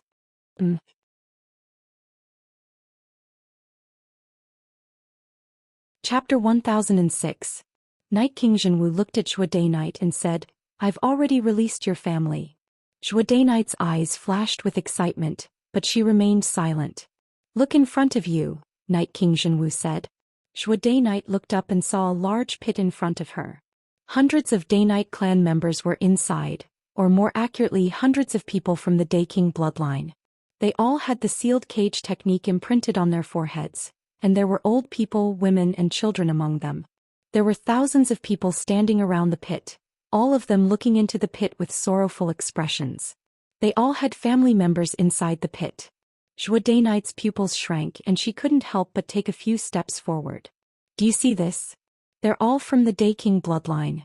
I didn't ask you to come here for any other reason than to vent my anger." With that, Night King Zhenwu raised his finger and moved it.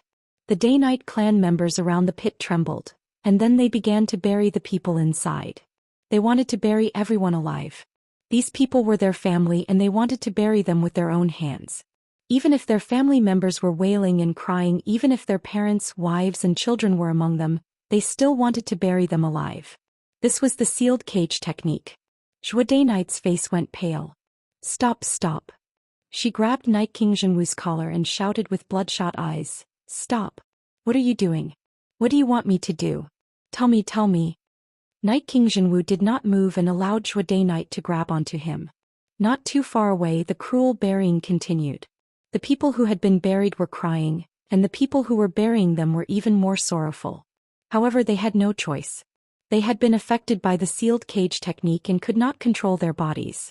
Even if they wanted to die, it would depend on Night King Zhenwu's mood. Even further away, Night Queen Yanqing's fingers trembled. No one had told her to come here, and she had come here by accident to witness this terrifying scene. She admitted that she was cruel and heartless, but she was far from being as cruel as Night King Zhenwu. At this moment she felt as if she did not recognize her brother anymore. This brother of hers made her feel fear and dread. She looked at Zhou Day-Night and for the first time there was pity in her eyes.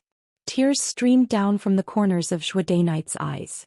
She was actually a very kind person and she had done everything that she could for the sake of her parents and loved ones. Even now she was still enduring such grief. She knew that those people had died because of her, but she could not bear it. She was begging Night King Zhenwu to release them. Night King Zhenwu's eyes. Night King Zhenwu's descendants and his eyes, "You are qualified to be my wife." Night's Day-Night's descendant. And you is of the Day-Night clan and Day-Night Cess and you, and everyone, and everyone, and you, and everyone, or, and everyone, my, or, this, is, Day-Night, and, are, or, of that. Zhou Day-Night let go of his hand in a daze, as she had never expected Night King Zhenwu to make such a request. He wanted her to do everything she could to climb up the ranks and become this person's wife. He was humiliating her by making her seem incomparably inferior, but at the same time she had surpassed everyone else. How could people be like this? How? Zhou Day-Night could not understand Night King Zhenwu. He was a demon. His thoughts were the darkest and he was the best at manipulating people. Night King Zhenwu's lips curled up. "Take a look. Those people are crying, screaming and despairing. You can save them, can't you?" Day-Night's hands hung limply by her side. She would never be able to escape from this person's nightmare. "I promise you. I will surpass everyone.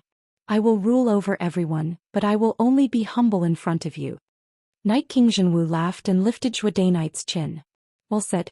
Remember what you said and work hard to climb up. I look forward to the day when you come behind me and submit to me. I hope that one day I won't have to do anything. You will be my Night King Zhenwu's wife." With that he turned and left.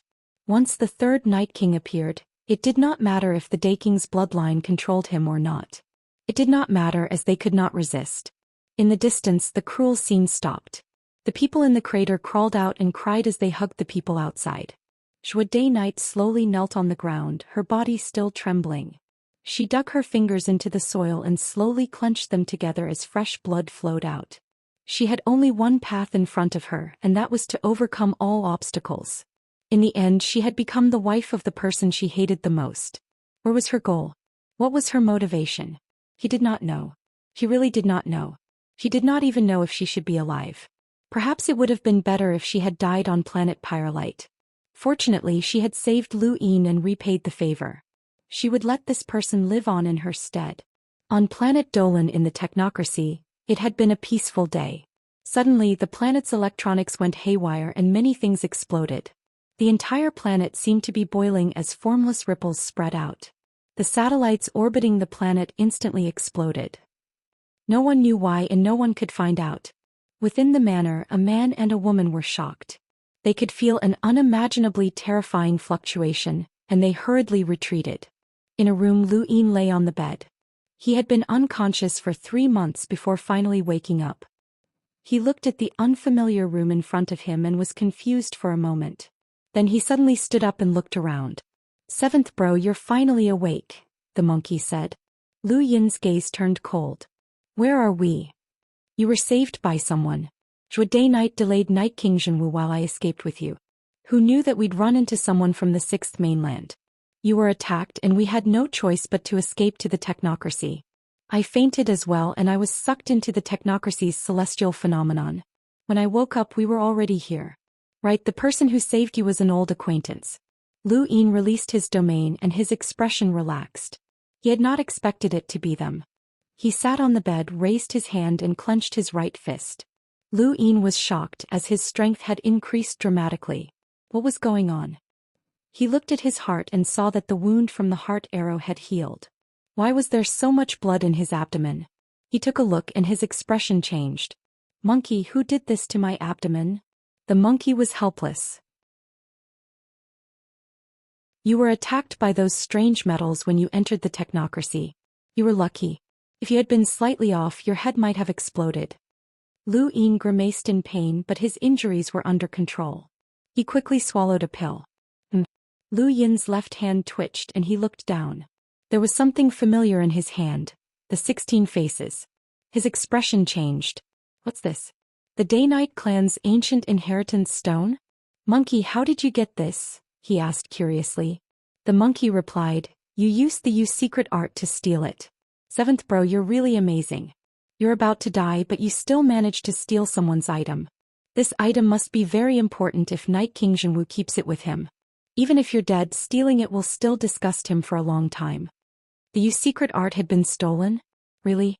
Why didn't Night King Zhenwu keep it in his cosmic ring? That kind of luck was unparalleled. "Where's Zhou Day Night?" The monkey fell silent. Lu Yin asked again. The monkey helplessly answered, "I don't know. She stayed behind to delay Night King Zhenwu while I carried you and escaped. But don't worry, she won't die. Night King Zhenwu can't bear to kill her after she comprehended night's end, daybreak, but it's possible in this lifetime." The monkey did not finish his sentence, but Lu Yin could guess what he was going to say. He looked out the window with a complicated expression. He owed her too much. Zhou Day Night was using the rest of her life to keep him alive. "Seventh bro, if it's possible you should save her. That Night King Zhenwu isn't a good person." Lu Yin took a deep breath. "Nonsense." Outside the room a man and woman carefully approached. Lu Yin got off the bed and walked over to the window. "Come in." They entered and when they saw that Lu Yin was awake the man probed, "Deaf-mute bro?" Lu Yin turned around and smiled. "Long time no see, Huang San Yen Xiaojing." The people who had saved Lu Yin were Huang San and Yen Xiaojing. Back when they had attacked the Outerverse with the Bloodburn Realm, the Bloodburn Realm had been defeated, and ancestor Yen Qing had died. They had also offended Autumn Frost Qing, and the two had not dared to return to the sixth mainland for fear of Autumn Frost Qing's revenge. Instead they had remained in the technocracy until now. They had coincidentally saved Lu Yin. Actually, it could not be considered saving him as this planet's abilities could not harm Lu Yin at all. They had merely stolen him out. I never thought that we would be so fated to run into each other in the technocracy, Huang San said with a smile. Yan Xiaojing looked at Lu Yin but did not say anything. Lu Yin nodded. Thank you for saving me. Huang San hurriedly said, We don't have the ability to save you. You were the one who flew here and we only brought you here. He paused for a moment before continuing, speaking of which, how did you get beaten up like that? You're like the living dead and everyone who sees you thinks that you're dead. Lu Yin shook his head. Let's not talk about the past. Can you let me rest here for a few days? Tens of thousands of years is no problem. This house was meant to be your grave anyway, Huang San blurted out. Yan Xiaojing quickly pinched him, causing him to gasp and laugh dryly at Lu Yin. Lu Yin smiled. Thank you. Over the next few days, Lu Yin sensed his own body and confirmed that he had probably been circulating the arcane art of life and death. His battle force had risen to 9 lines, and his physical strength had increased by a large margin. He was much stronger than before and the range of his domain had expanded by nearly 2 times. This could be considered a qualitative improvement and he guessed that the number of rune lines in his body had increased by nearly half. It was a pity that he could not see them in the technocracy. This was very frightening. In other words, he was confident that he now had the ability to fight against the 10 arbiters. The crisis of life and death had brought about a leap in his strength. It had been the same back on Driftcharge Planet. Using the arcane art of life and death twice had allowed him to surpass Lu Xiaoqiu and Night Queen Yanqing. This time, however, he could truly rival the 10 arbiters. Back then he had guessed that once he became a cruiser he might be able to rival the 10 arbiters.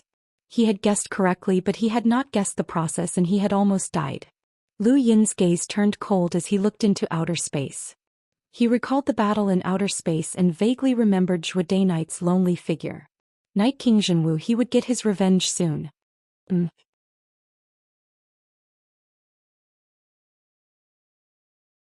Chapter 1007. Under the starry sky, Huang San walked over with 2 bottles of wine and handed one to Lu Yin. Lu Yin accepted it and took a sip. You don't plan on returning to the 6th mainland? Huang San shook his head. That'll be difficult. Even if I do, I might face trouble from the Autumn Frost family. If I don't go back, the Huang family might be fine. Lu Yin replied, the war is over and the 6th mainland has retreated. Huang San was shocked. Your 5th mainland actually managed to withstand it. How miraculous. Lu Yin laughed. Miraculous? No one knew what was hidden in the 5th mainland's neoverse. The 6th mainland was absolutely confident that it could crush the 5th mainland, but Lu Yin felt that the 5th mainland was not as simple as it seemed. They had hidden themselves too deeply. Even without mentioning anything else, not a single one of the 3 dark hands had appeared during the battle at the Cosmic Sea. They must have had some other plan. No one knew what it was and even the Outerverse's great powers probably did not know. They were too naive. Deaf mute bro, I'm really curious. Who beat you up like that? Huang San asked again. Lu Yin was silent for a moment. An old enemy. From the 5th mainland? Huang San was shocked. Lu Yin nodded. You wouldn't know even if I told you. Do you plan on living in the technocracy in the future? Huang San shook his head. I don't know. Lu Yin glanced at the manor. She's willing to follow you? Huang San's expression was gloomy as he shook his head. We're just snuggling up to each other for warmth. Since she's snuggling up to you, it means that she cares. At the very least, you have a special place in her heart. Congratulations. Huang San forced a smile. He hoped that Yan Xiaojing would truly like him and not snuggle up to him out of desperation. However, he was satisfied as long as he could be with the person he loved, even if they had to settle down in the technocracy in the future. Lu Yin took out his gadget and tested it, but there was no signal. There was no signal from the human domain here, so he could not contact anyone. However, there was one function that he could use, which was to scan a star chart. The gadget itself was a signal transmitter that could connect to the outside world. If there was no signal from the outside world, the gadget's signal could be sent out to map the surrounding star chart. The range of the star chart was about an entire star system. A star system's range was relatively small compared to the rest of the universe. Lu Yin had never used this function before and he did not dare to use it right now. If he did, the signal would be intercepted by the technocracy's research teams. Is there any way to leave this place? Huang San smiled bitterly. We came here to avoid autumn frost Qing, but we ended up here by accident. We don't even know where we are, let alone leave. Lu Yin muttered to himself as he touched his gadget. If he didn't leave, then he would be trapped in the technocracy forever. This was not what he wanted. What was the difference between that and death? Over the next few days he familiarized himself with his new body while exploring the planet. However, he soon discovered that the planet's technology was only limited to its periphery, and it could barely launch satellites. It couldn't even explore a single star system, let alone help him leave. Even if he took a collapsible spacecraft and flew in a random direction, his chances of leaving were much higher than using this planet. He had no choice but to take the risk. He activated his gadget and sent out a signal to explore the surrounding star systems. As he turned on his gadget, a screen appeared before his eyes and scanned his surroundings. Dolan was the first to appear, and as the center point, it spread out in all directions. Soon a star map of the entire galaxy appeared. Lu Yin was confused as he looked at the star map. He couldn't understand it. A single star system was too small, and it was impossible to find the path to the human domain. Huang San was shocked when he saw Lu Yin explore the surrounding star systems, and he hurriedly told Lu Yin to turn it off. Deaf mute bro, this is the technocracy. Even someone from the sixth mainland like me knows that the entire technocracy is monitored by the mainframe. You're going to kill us all if you keep playing like this. Yan Xiaojing looked at Lu Yin solemnly. Lu Yin apologized. Sorry, I want to go back. Huang San was helpless and didn't say anything else. Lu Yin said, how about this? I'll leave this planet and then explore the surrounding star systems. Huang San wanted to say something, but Yan Xiaojing spoke first. Thank you. Lu Yin nodded as he understood the two. They had originally planned to live a peaceful life and he really couldn't disturb them. Before leaving, Lu Yin asked Huang San seriously, are you really willing to live in seclusion here? Huang San was unwilling. He was still a young man, so how could he possibly be willing? However, asking him to return to the sixth mainland would be suicide. The Autumn Frost family was too powerful for him to resist.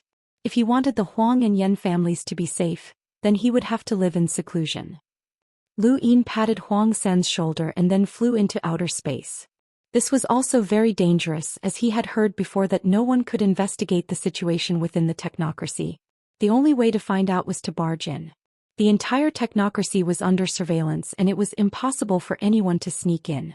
Fortunately, Lu Yin had already entered, and he had even entered as a dead person. As long as he could enter, the internal surveillance wouldn't be so exaggerated.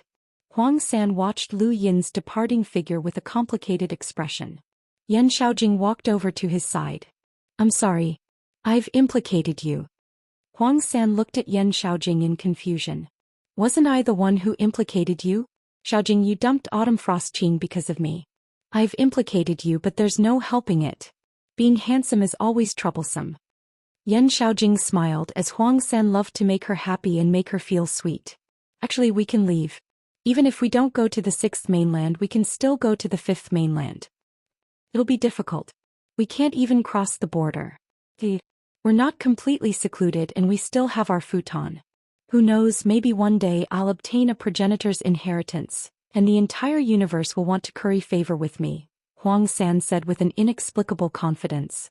Yan Xiaojing grunted and then looked in the direction of the sixth mainland. Who would be willing to live in seclusion here? After leaving Dolan, Lu Yin randomly found a planet to land on.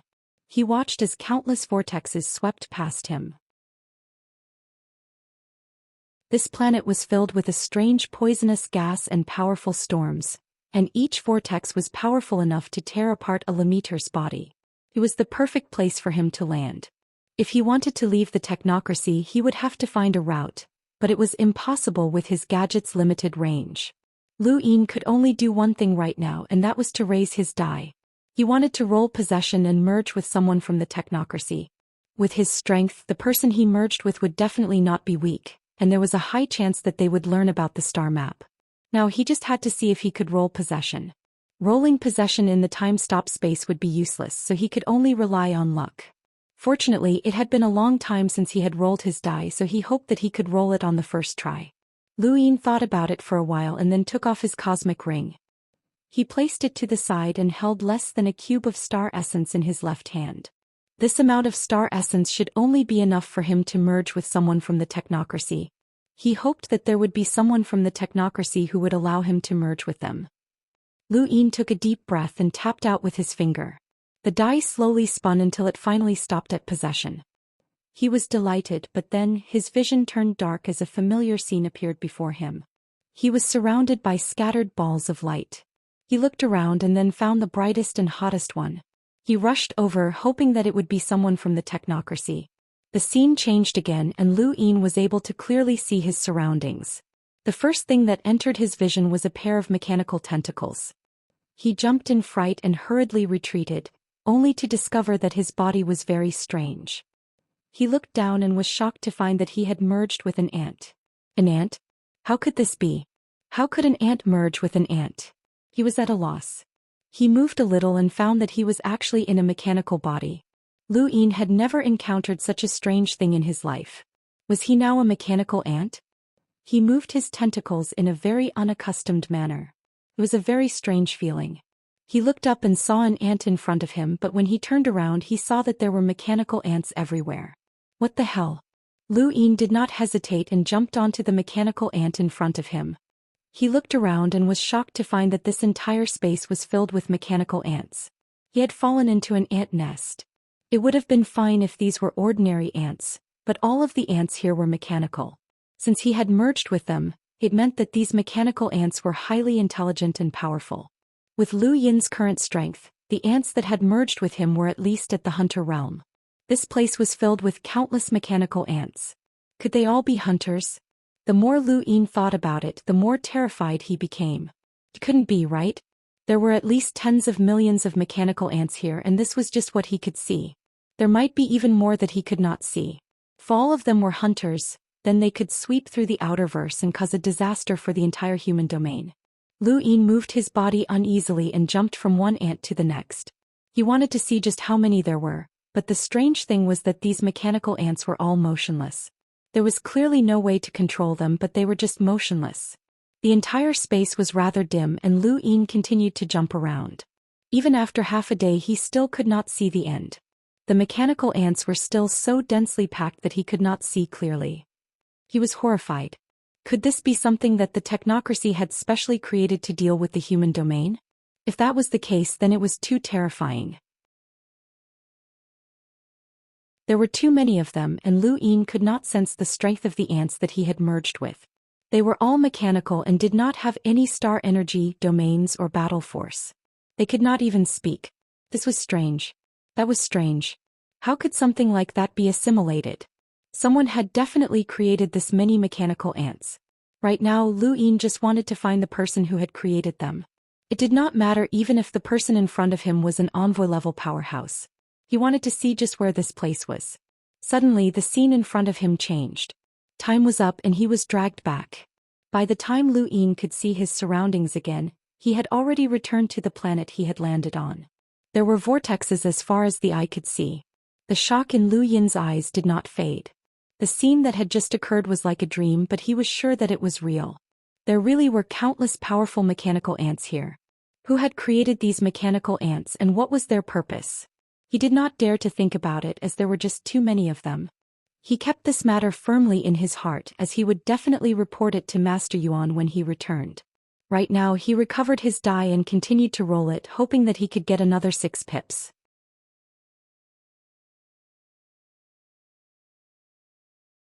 Chapter 1008. His luck wasn't as good this time and he rolled 5 points, borrowing innate gift. This point was the most useless to him as he couldn't roll it in front of others.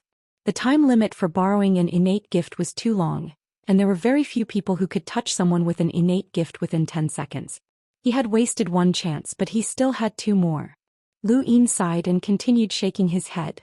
While Lu Yin was trapped in the technocracy in the Innerverse, Night King Zhenwu walked out of the sword sect with a faint smile on his face. Starsabil was by his side. Congratulations, Lu Tianmu has agreed. Star Sibyl smiled. Night King Zhenwu was in a good mood. Of the 10 arbiters, Lu Tianmu was the most difficult to get along with, but she was also the most powerful.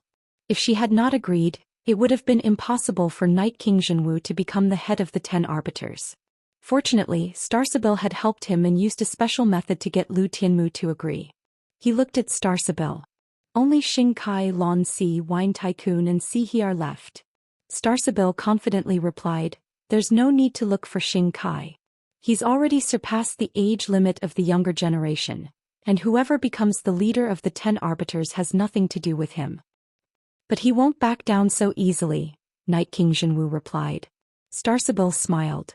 "That's under the premise that the other arbiters don't care. If the other arbiters express their stance, then he will have no choice but to retreat. It's impossible for them to express their stance. Everyone's almost at the critical point, including myself. No one wants to withdraw from the 10 Arbiters Council just because of their age. Xing Kai is the first person to exceed the age limit as one of the 10 arbiters. Now we'll have to see how we handle this. If we don't handle it well, then the other 10 arbiters might resent us," Night King Zhenwu said. "That has nothing to do with you. Just make sure that Xing Kai doesn't oppose you this time," Star Sibyl said. Night King Zhenwu's gaze trembled. Lon Si is in the Outerverse, so there's no need to worry about him. The only ones left are Wine's Piper and Curly Lotus. Wine's Piper doesn't matter, but that woman is always drunk and doesn't know anything. She doesn't object to anything either. Only Curly Lotus is more troublesome. When Suhi was mentioned, even Star Sibyl became cautious. That person is very frightening, and it's as if he's hiding himself too deeply. No one knows what he's thinking, but I have a handle on him that can guarantee that he'll agree to you becoming the head of the 10 arbiters. Night King Zhenwu glanced at Star Sibyl as his heart was filled with dread towards this woman. All of the 10 arbiters had agreed to let Lu Yin become the head of the 10 arbiters, and most of the credit went to this woman. She knew too many things, and since she knew about other people's matters, did she also know about Lu Yin's matters? Thinking of this, he subconsciously touched his heart, then walked forward without a care. Star Sibyl had a faint smile on her face the entire time, and she followed behind Night King Zhenwu as if she was truly submitting to him. Not long after Lu Yin left the sword sect, he received a message from his personal terminal. He glanced at it and his face lit up with joy. The Star Tower is about to open and it'll only take about a year or so. Star Sibyl looked up. "Congratulations, everything is progressing in your favor. If everything goes well, you will become one of the 5 astral children, and one of the other 10 arbiters might become one as well. At that time we'll welcome the return of the 3rd Night King, and the Day-Night clan will become the greatest power in the entire Innerverse. We'll be able to look down on the Neoverse." Night King Zhenwu was ecstatic. Not only that, but he would also obtain the Night's End, Daybreak, which would double his strength. Coupled with the Arrow progenitor's inheritance, no one in the younger generation would be his match. Once he became an Enlighter, he would be able to sweep through the Daoist 3 skies. Advancing from the Hunter realm to the Enlighter realm was different from cultivating before. The deeper one's foundation as a hunter, the stronger one would be when they became an Enlighter. Night King Zhenwu was confident that if everything went well, he would be able to fight against a powerhouse with a power level of 400,000 once he became an Enlighter. Let alone the younger generation, even the older generation would be shocked. That would be the moment when Night King Zhenwu would truly reign supreme over the universe. Once Night King Zhenwu received the news, the others naturally received it as well. The 10 arbiters, Xia Tian, Tai Yuanjun and the other kings, as well as Qiu Shi and Gu Shaoer from the Neoverse, received the news as well. The competition for the Star Tower inheritance was one of the greatest events in the Neoverse. At that time, the 5 strongest people in the entire human domain would be determined, and they would obtain the progenitor's inheritance. In the sword sect, Lu Tianmu's expression was calm, but her eyes burned with passion.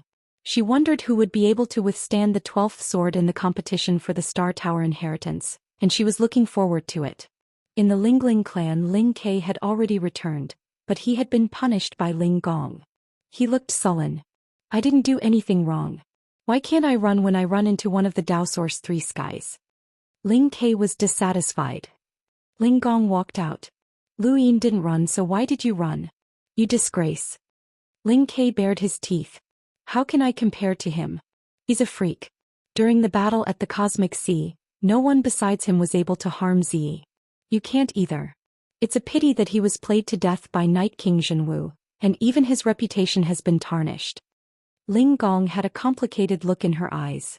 She would never believe that Lu Yin had colluded with Ziyi, but the universe was cruel. Without any evidence, Night King Zhenwu could use the Day-Night clan's influence to smear Lu Yin's reputation. If not for Leon's Armada, the Astral Combat Academy and the Lockbreaker Society restraining him, Lu Yin's reputation would have been ruined, and he might have gone down in history as an infamous figure. However, things were not much better now. At the very least, the entire Day-Night flow zone was cursing him, as was the Blazing Mist flow zone. However, that was Night King Zhenwu's business and she could not control it. At most, she could prevent the Lingling clan from participating. When she thought about Lu Yin, she felt that it was a pity. That person's innate gift was too high, so high that it was terrifying. If he had continued to grow, he would have definitely been one of the 10 arbiters. In the future, he might have even surpassed them and become the leader. Oh fuck, did you get wine from? Hurry up and play with us. Once you're done, I'll buy more for you. The woman was confused and her face turned red. No wine. Shut the fuck up and play with us. The pirate grabbed the woman and was about to force her to the ground. The woman pouted. I thought that you bastards would be lucky enough to get some good wine. Since it's fake, then I'll squeeze you dry. Ha, brother, this woman wants to squeeze you dry. Come on. The surrounding pirates jeered. The woman burped and her eyes suddenly turned cold. An indescribably strange atmosphere descended, and the bodies of the pirates suddenly froze. Soon after, the leader's body shriveled up. First it was his hands, then his legs. The process was very slow, but it could not be stopped. He was gradually turning to ash. The leader's face turned pale as he stared in horror at his hands that had turned to ash. Then his entire body crashed to the ground and his legs were gone. Help! Help! Help! Help! The surrounding pirates were so frightened that they fell to the ground and looked at the woman in horror. The woman burped again. I said I'd squeeze you dry, hee hee. Run!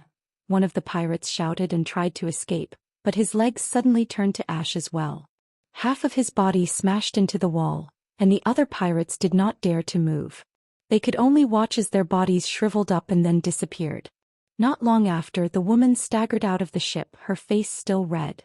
Many of the pirates were envious, but no one knew what had happened inside the ship. If they did, they would have fled long ago. A bunch of trash. Leon's Armada isn't anything good. Pirates aren't anything good, the woman said drunkenly. No one knew what she said, but she staggered off into the distance. Suddenly her gadget rang. The woman glanced at it and was shocked. The Star Tower contest is about to begin? There's still about a year left. I can still drink for a year. In a year. The woman paused for a moment, then cheered loudly, I'm going to the Neoverse to drink. She then disappeared. This scene shook the pirate port, and all the pirates knew that this woman was not simple. As for the pirates who had taken her away, their whereabouts were unknown. Because the Star Tower was about to open in the Innerverse, it caused a stir in many circles, and it was the same in the Neoverse. In the unfamiliar starry sky, a towering mountain slowly floated around dozens of stars. Flames burned at the very top, and from a distance they looked like cigarette butts that would be extinguished every few seconds. Then they would burn again, filling the sky with smoke. This was Smoke Gulp Mountain, one of the Neoverse powers. Within Smoke Gulp Mountain, Wuxia had a miserable expression. What does this have to do with me? I tried my best, but even that woman Xianxia couldn't get the stage. Dad, you're too unreasonable. Bastard, you still dare to quibble? It's all because you're useless. Smoke Gulp Mountain smoke is invincible. From today onwards, you'll smoke until you can turn into smoke. Smoking is harmful to your health. Shut up. I haven't settled the score with you for losing the serious gong. I already said that it was stolen. No one can steal from Smoke Gulp Mountain. If you're itching for a beating, I'll beat you to death. Save me. The Star Tower contest is about to begin. Come, I'll give you some special treatment. Save me.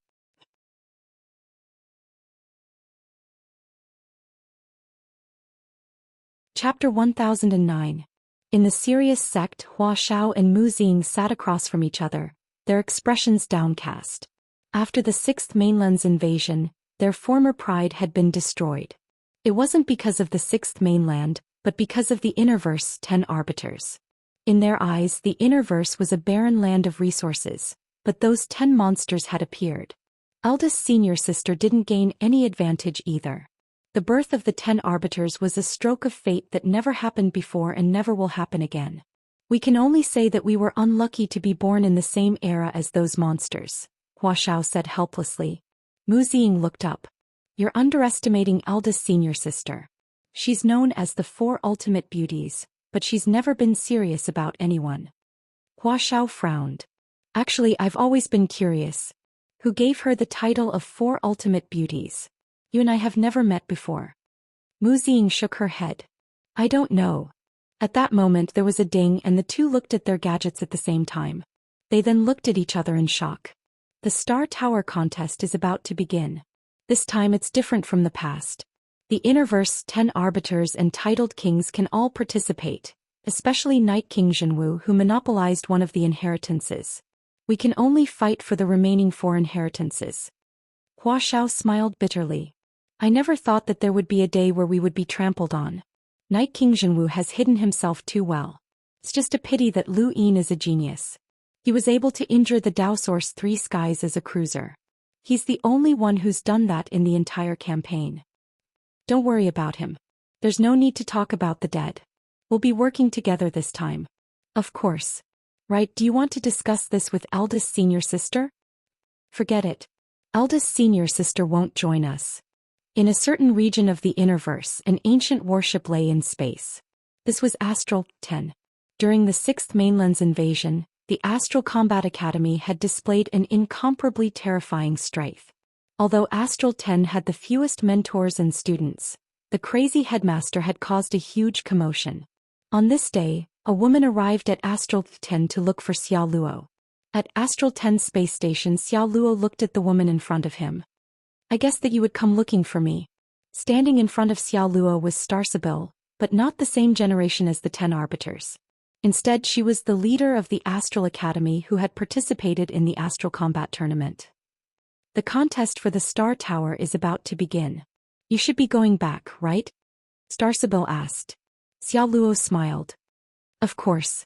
After waiting for so long, it's finally about to begin. The Sixth Mainland is invading, and your classmate Lu Yin is famous throughout the universe, Star Sibyl said. Xiao Luo sighed. He's too high profile. Arbiter Zhenwu is meticulous and vicious, so there's no way he'll let him live. However, I never thought that Night King Zhenwu wouldn't even spare his reputation.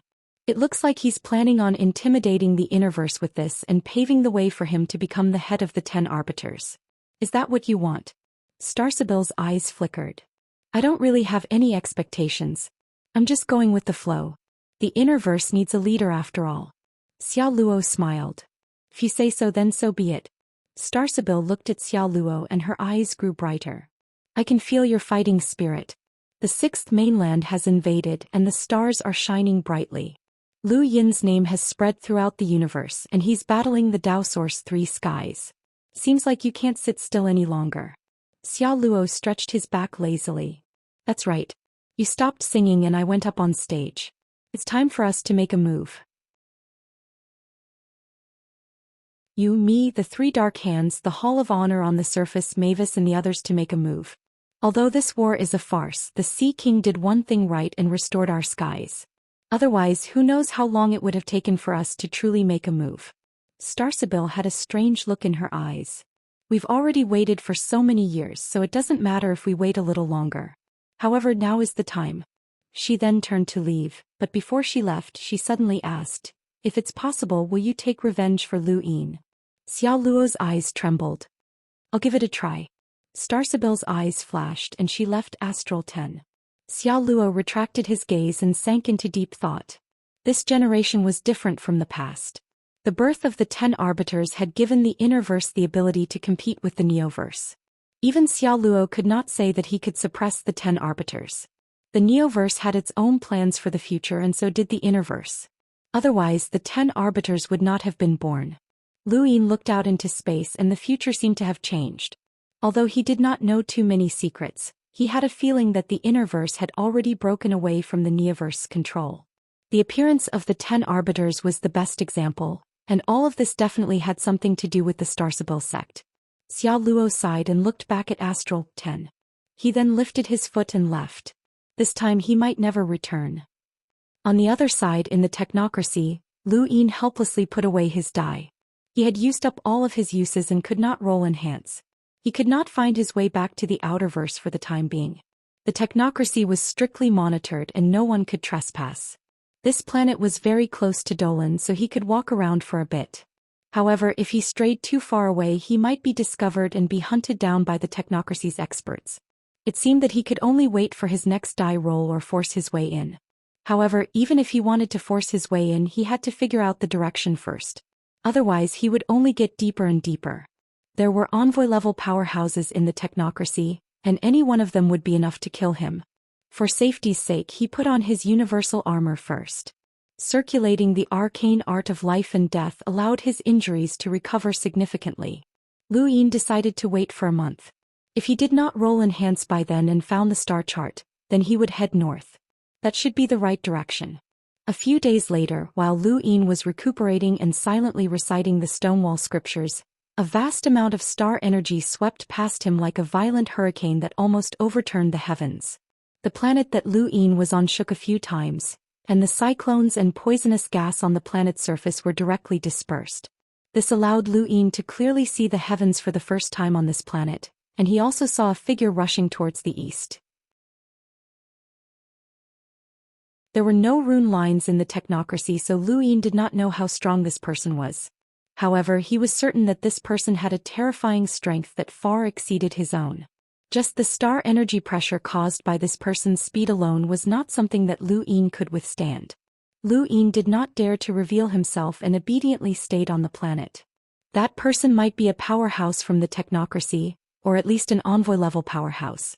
Not long after, the cyclones on the planet returned to normal, and the planet returned to its original state. Lu Yin sat down cross-legged and was about to continue reciting the Stonewall scriptures when he suddenly felt a chill run down his spine. He turned around and saw a pair of eyes staring at him that were filled with joy and surprise. The eyes belonged to a bald old man. His clothes were tattered and it was obvious that he had worn them for many years. Lu Yin's face paled, and he retreated several steps as he stared at the old man warily. He suddenly thought of Drift Charge Planet and the group of cannibalistic slaves.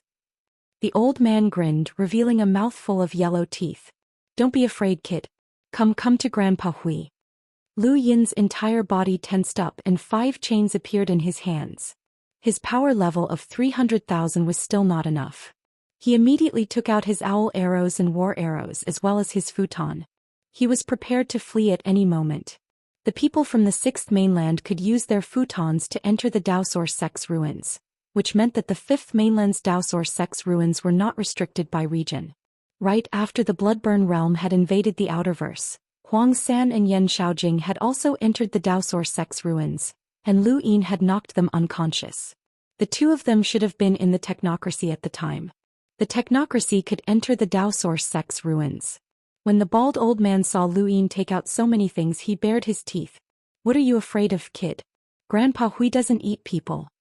Lu Yin became even more afraid when he heard this, and he retreated a few more steps. "Ah, kid, you're really interesting. Come to Grandpa Hui. Grandpa Hui won't hurt you, but no one has spoken to me in many years. All that's left are mechanical puppets or those lunatics whose brains are filled with technology. With you here, Grandpa Hui won't be lonely anymore." Lu Yin's scalp went numb and the monkey's voice rang out. "7th bro, it's over. That old fart." As senior, this junior unintentionally passed by and disturbed senior's cultivation. This junior will leave now and he won't dare to disturb senior again. Lu Yin leaped up and tried to tear through the void to leave. However, he was unable to tear through the void. Even with his current strength that rivaled an enlighter's, he was still unable to do so. This was because the void had been locked down by the bald old man. The old man had used star energy, or rather the power of a powerhouse at the emissary level or above, to lock down the void, preventing Lu Yin from escaping. Lu Yin's face was pale, and beads of sweat dripped down his forehead as he stared at the old man warily. The old man helplessly scratched his head. Kid, you're too timid. What are you afraid of? Grandpa won't hurt you. Come talk to Grandpa. He then waved at Lu Yin again, and this time, Lu Yin's body was pulled over uncontrollably. He tried to resist, but it was useless. The old man was astonished. Kid, your physical fitness isn't bad. It's rare for a 5-cycle cruiser to have such a physique. BZZ. Your star energy reserves are also enormous. Kid, who's your master? Lu Yin was pulled over to the old man's side, and he didn't even dare to move. When he heard the old man's question, he subconsciously answered, "It's Master Yuan, a powerhouse with a power level of 1,000,000 from the Hall of Honor." Lu Yin couldn't bring himself to say Mr. Mu, as he didn't know if this old man even knew him. However, Master Yuan was different, and anyone who had lived for a long time should know who he was. Master Yuan also had a good reputation, and he might have even taught this old man before. Master Yuan's disciples could be found throughout the universe. The old man was astonished. Master Yuan? Your master is that Master Yuan from the Hall of Honor? Lu Yin looked into the old man's eyes, but there was no hatred in them, only surprise. That's right, it's Master Yuan. The old man grunted. You can be considered an old friend. Don't worry, kid, Grandpa doesn't plan on harming you. If I really wanted to, even your master wouldn't be able to do anything to you. Lu Yin's face changed as the old man's meaning couldn't be any clearer. This old man was definitely a powerhouse with a power level of over 1,000,000. How could he have met such a freak? Kid, are you from the Hall of Honor? The old man asked. Lu Yin obediently answered, This junior is Foxy from the Hall of Honor. The bald old man grunted in acknowledgement. Although the Hall of Honor is a hypocrite, it's still the best of the human domain. Every generation's Foxy is the strongest of their generation, and you're even more amazing, kid. For a cruiser to have your strength, even Grandpa has to praise you.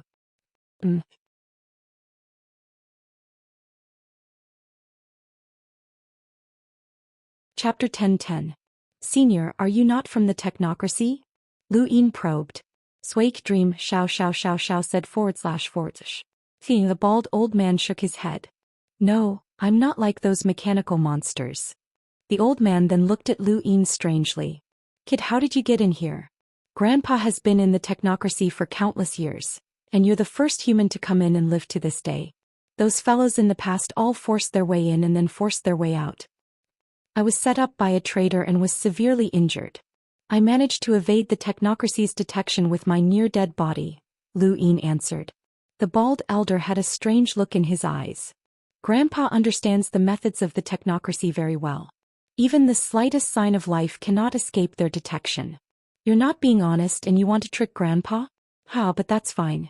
The path of cultivation is too cruel, and who doesn't have secrets? It's good to be on guard against each other, The bald old man was very cheerful as he did not believe Lu Yin's words. However, he was certain that Lu Yin did not belong to the technocracy. He told Lu Yin many things, most of which were about his experiences in the technocracy over the past few years. He said that there was a technological city in the technocracy, and the technology there was incredible. It could do things that many people could not imagine. Unfortunately, he had destroyed it. He had said that there was a research team in the technocracy that was researching immortality, and they had actually managed to discover something about it. It was a pity that he had destroyed their research results and destroyed the research team while he was at it. He said that the technocracy also had their own internal competition. When he was bored, he even forced himself to become a judge. Then he killed all the participants and was hunted down by the technocracy for over 1,000 years. And so on and so forth. The bald old man said many things. He had not spoken to anyone for many years, or rather he had not spoken to anyone from his hometown. In the technocracy, anyone from the human domain was considered a native. We've talked for so long, but I still don't know Senior's name.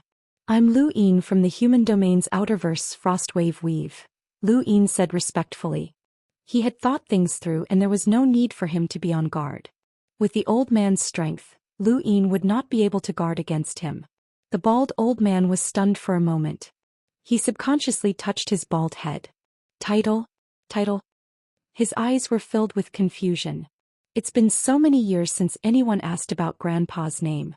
What's Grandpa's name again? What's his name again? Lu Yin pursed his lips. Your surname is Hui? Just now this old man called himself Grandpa Hui. The bald old man slapped his forehead. Right, Hui. Grandpa's surname is Hui. I almost forgot. Ah, Hui Kong. Grandpa's name is Hui Kong. Lu Yin nodded. Hui. What a strange surname. The bald old man Hui Kong was very happy that Lu Yin had appeared. Even though Lu Yin was a junior and they didn't have much in common, he was still happy. He talked to himself, laughing as he spoke as if he was meeting an old friend. As time passed, Lu Yin gradually relaxed. He didn't care what the old man's cultivation was, but he could feel that the old man had no one to confide in after all these years. Thus he decided to open up and chat with the old man. They talked about everything from cultivation and battles to interesting anecdotes. Even if it was just a small matter, the two of them were able to chat happily. Lu Yin suddenly thought of something and took out some wine and food from his cosmic ring. This was something he had prepared just in case. Who knew where he would be trapped in the future, but it was now useful. Senior Hui, have a taste of my hometown's wine. Hui Kong's eyes were filled with excitement. He reached out his trembling hand and swallowed his saliva. He carefully picked up the wine bottle and took a big gulp. He let out a long sigh. Awesome, awesome, ha. Lu Yin smiled. Cheers. Ha, cheers. Hui Kong laughed. The two of them drank and chatted on a strange planet just like Lu Yin, Kai Jianqiang and Zirong had in the past. However, this time, there was an additional sense of uncertainty about the future. Lu Yin had prepared a lot of food and wine in his cosmic ring, but Hui Kong was reluctant to drink and said that he wanted to take it slow. Lu Yin let him be and was willing to talk freely with him. Hui Kong spoke a lot and was very cheerful. He looked at Lu Yin with more and more admiration. After living for so long, one could see things more clearly. Although they hadn't met for long, he had already determined Lu Yin's character. Although Lu Yin had some ambition and his methods were fierce, he had a bottom line. Having a bottom line was good. A bottom line was a shackle that bound oneself and it could make one a human being. He had seen too many powerful cultivators who couldn't even be considered human.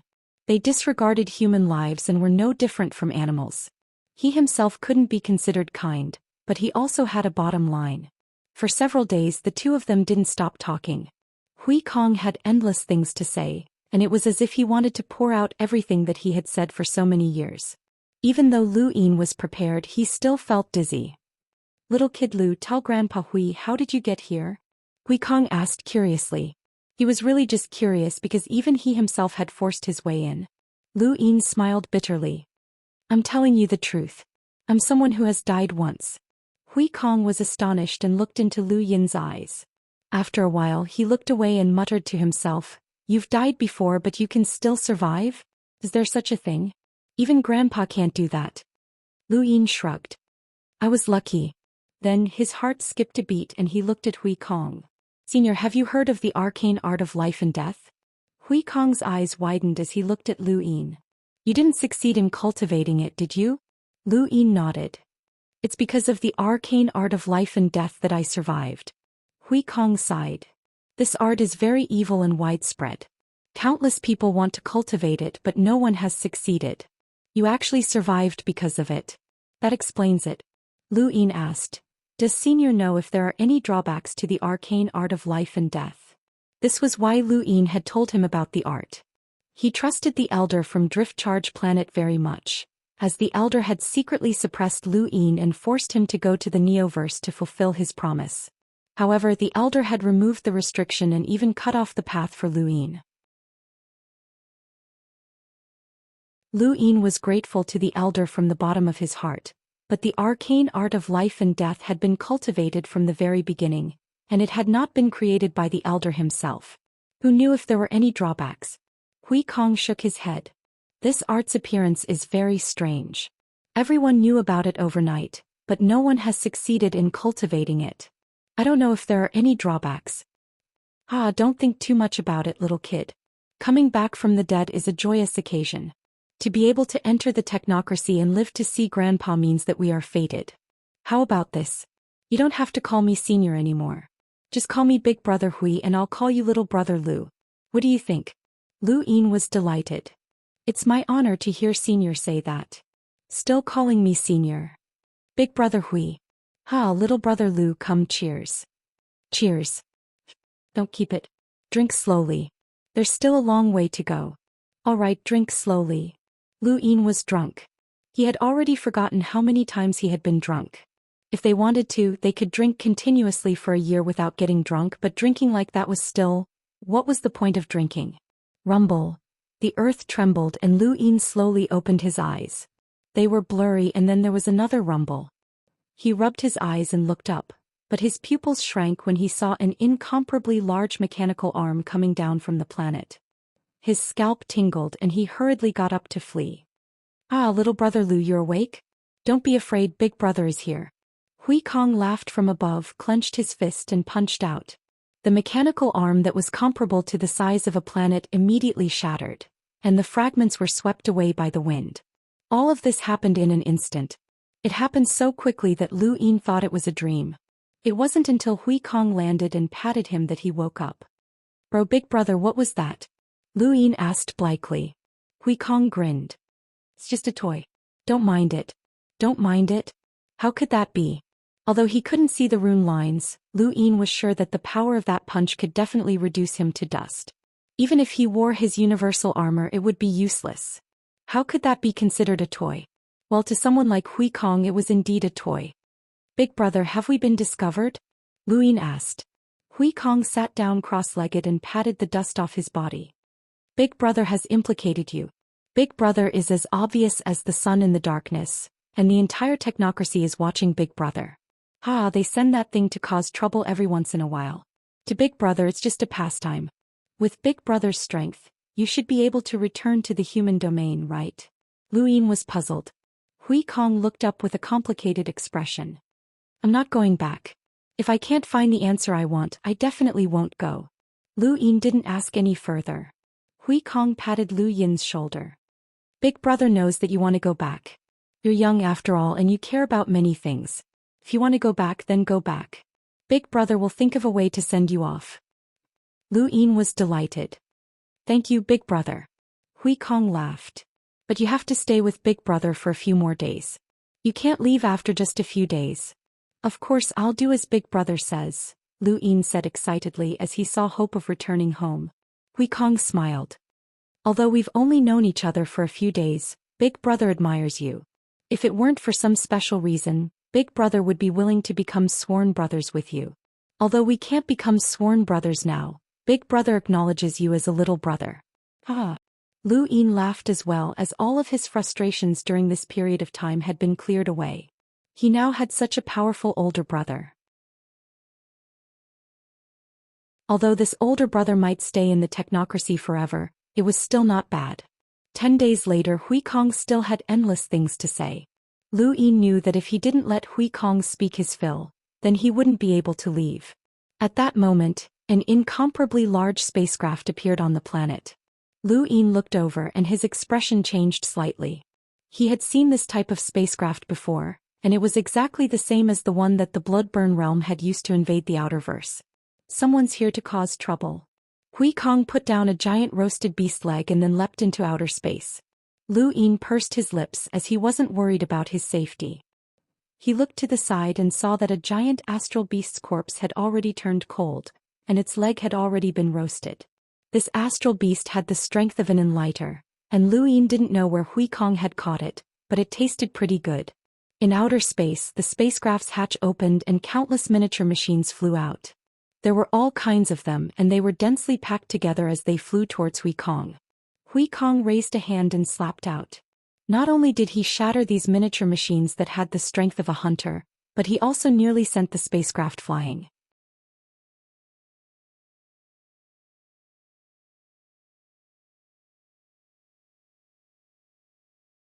Okay, I'll tell you about the Neoverse, but what I know is a situation from a very long time ago. I don't know what the current situation is, but I don't think there will be many changes. Hui Kong paused and looked at Lu Yin. When he saw that Lu Yin was listening attentively, he continued, "The universe we live in is called the Fifth Mainland. It is divided into 3 major star domains: the human domain, the technocracy, and the astral beast domain. The human domain is also divided into the outerverse, the innerverse, the cosmic sea, and the neoverse. You're from the outerverse, so there's no need to say more. The innerverse has the most powers and it's very complicated. I don't know much about it and I don't need to because the core of the entire human domain is in the Neoverse. The Neoverse is the central region of the human domain. The most elite of the human domain is gathered there and the Hall of Honor is at the peak. The Hall of Honor rules over the entire human domain and has a half-martial ancestor. They also have several powerhouses with a battle power level of over 1 million. No one knows if there are any stronger powerhouses among them because no one knows the true strength of the Hall of Honor. The Hall of Honor is the most powerful organization and below it are the Mavis family, the Sirius sect, the Home of the Gods and the Aurora Company. These organizations have influence throughout the entire human domain, but they are only known to the public. There are also the 3 Dark Hands which are the Neo-Human Alliance, the 7 Courts and the Burial Garden. Since you've cultivated to your current level of strength, you should have more or less heard of these situations. Outside of these organizations, there are also some hidden organizations that have never been exposed such as Eversky Island. Lu Yin was astonished. For more? Hui Kong's expression turned serious. If you have the chance to go to the Neoverse one day, don't underestimate anyone even if you're already invincible among your peers. The 5th mainland doesn't just contain the power of a single continent, but rather a fusion of 5. The simplest example is one of the 3 Dark Hands, the 7 Courts.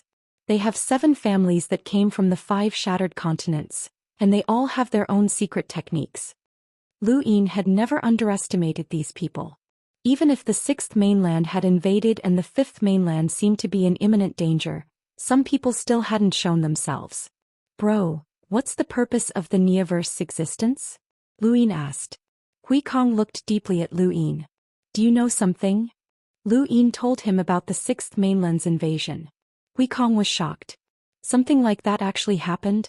The sky has been restored. That brat called the Sea King has guts. I admire him.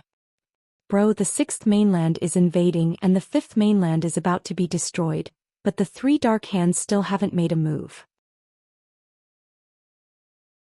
Also, that everlasting island, the Mavis family and so on, they don't seem to have done much either. Lu Yin was puzzled. Hui Kong shook his head. You'll find out about this in the future. The 6th mainland isn't the real enemy and this war is just a farce. That brat called the Sea King messed up the Neoverse deployment, but he's very brave. It's useless to tell you. The two chatted for a long time and Hui Kong was very curious about the 6th mainland's fighting style.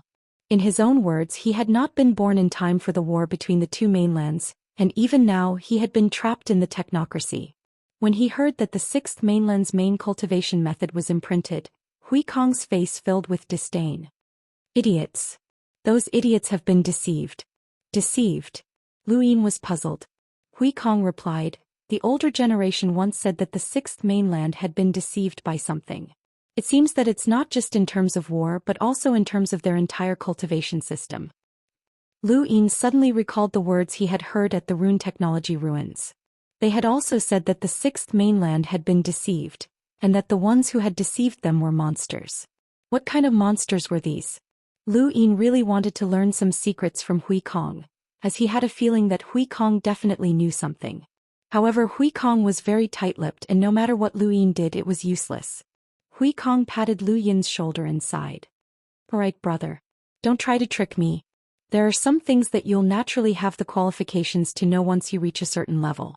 Knowing them in advance might not be beneficial and you might even collapse. Lu Yin raised his head. Brother, my willpower is very firm. I can see that brother admires you. Hui Kong laughed. He was very cheerful. Lu Yin looked at Hui Kong. This old man seemed to be very talkative, but he was really good at hiding his secrets. Brother, there's a question that I've been wanting to know for a long time. Hui Kong grinned. I'm hungry. Wait for me. Brother will go hunt. We'll talk while we eat. He then soared into the sky and disappeared. Not long after, a giant shadow crashed down and cracked the ground with a boom.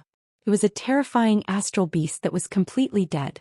Lu Yin tried to bombard it with overlaying stacks, but he couldn't break through its defense. Hui Kong laughed. Not bad physical strength. Interesting, but why is it only 100 stacks? With your physical strength you can at least use 150 stacks. Lu Yin shrugged. I won't be able to do the rest. Hui Kong nodded. Unfortunately, brother doesn't know overlaying stacks or I could teach you. Lu Yin's eyes lit up. Brother, do you know how to deduce? With brother's strength, it shouldn't be difficult to deduce more than 100 stacks. Hui Kong laughed. Why are you asking others to deduce? Can't you deduce it yourself? This sentence stunned Lu Yin. His mind roared violently and he broke through the clouds. Yes, did he not know how to deduce it himself? When he was still a sentinel, the Rainmaster of the Astral Combat Academy had deduced overlaying stacks. At that time it was only a few stacks. With his current strength he didn't need to deduce it at all. He could directly use his physical strength to teach others. Since he could deduce overlaying stacks with several stacks, why couldn't he deduce overlaying stacks with more stacks? Lu Yin sat down cross-legged and quietly visualized. Hui Kong smiled and shook his head. Interesting. After a few days, Hui Kong had eaten a small portion of the enormous astral beast. Lu Yin opened his eyes. His gaze was confused and perplexed, but also filled with anticipation for the future. How is it? Did you deduce it? Hui Kong asked. Lu Yin shook his head. It's not that easy. I can only deduce 20 stacks at most. That's because you don't have enough experience. Read more books and find some heavenly treasures that can brighten your eyes and nourish your spirit. You might be able to deduce more. Lu Yin nodded. Thank you for the advice. Hui Kong laughed. There's nothing to advise. I'm just lazy. Otherwise I could help you deduce it, but you can't always rely on others to deduce it. When you deduce 100 stacks one day, this power will be even stronger. For the same 100 stacks, your own deduction will always be stronger than inheriting someone else's. Lu Yin deeply agreed. Thank you. The rest of my life is only for you. Brother's reward, I'll give it to you. Thank you, brothers, for your support.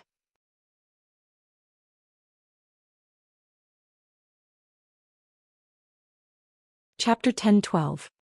Here, eat something. Hui Kong tossed a giant beast leg to Lu Yin. Lu Yin caught it and ate it without hesitation. A pile of bones was left on the ground and Lu Yin patted his stomach. Had he gotten fatter? Oh no, I forgot something. Hui Kong suddenly slapped his head, giving Lu Yin a fright. Lu Yin stared at him blankly. Hui Kong lowered his head and thought for a moment before replying in annoyance. How could I have forgotten about him? What is it, bro? Lu Yin asked. Hui Kong looked bitter and apologetic. I'm sorry, bro, but I might not be able to send you back to the Outerverse. How about you wait another 100 years? Lu Yin blinked.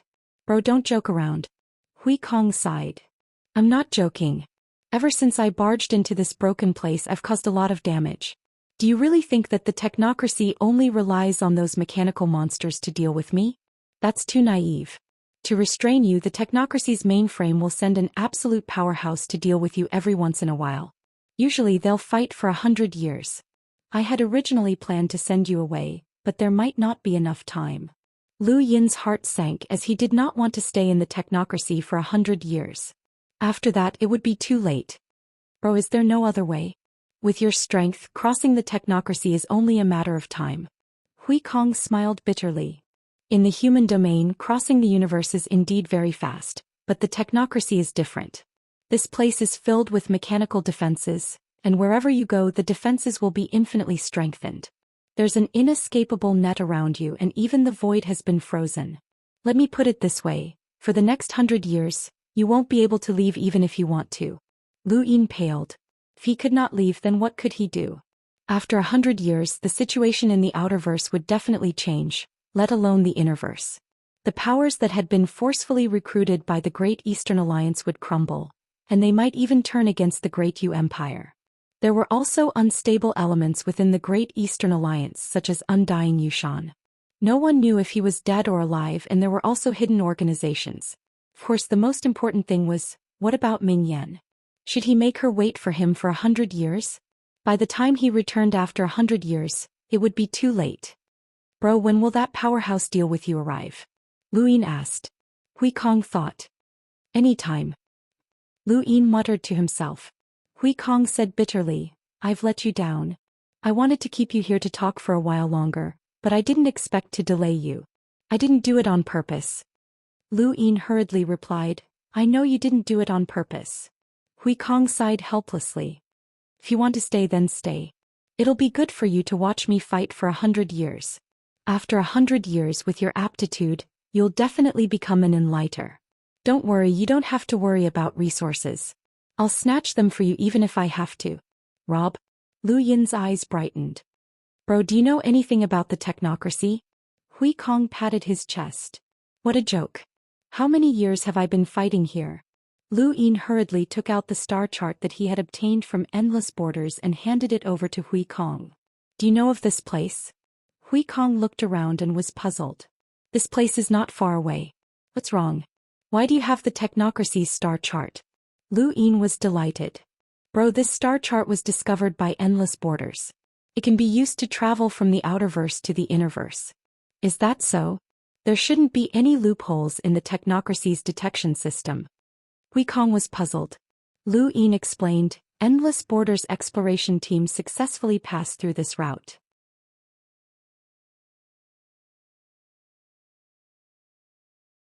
Lu Yin was thrown out by Hui Kong's enormous strength and his breathing stopped. His entire body was under extreme pressure, and when the cyclone swept past him he felt the world spin. After a while, when he opened his eyes, the cyclone had already disappeared, and he appeared in an unfamiliar space. This was where the flight route had been. Lu Yin did not know how to determine the direction of the flight route, but he could use his gadget. Not long after, he determined the direction and rushed off. This flight route was one of the few loopholes in the technocracy, and it was not within the technocracy's detection range. As long as he could avoid the terrifying celestial phenomenon, he could return to the outerverse. This trip to the innerverse had been like a dream. Lu Yin had never thought that he would be able to make this trip, and he had even become famous again after so many years. However, his deepest impression was naturally his battle with Night King Jinwu. The heart arrow technique was impossible to guard against, and anyone who fought Night King Jinwu could have been hit by the technique. With Night King Jinwu's vigilance, it was impossible for him to have exposed himself in advance.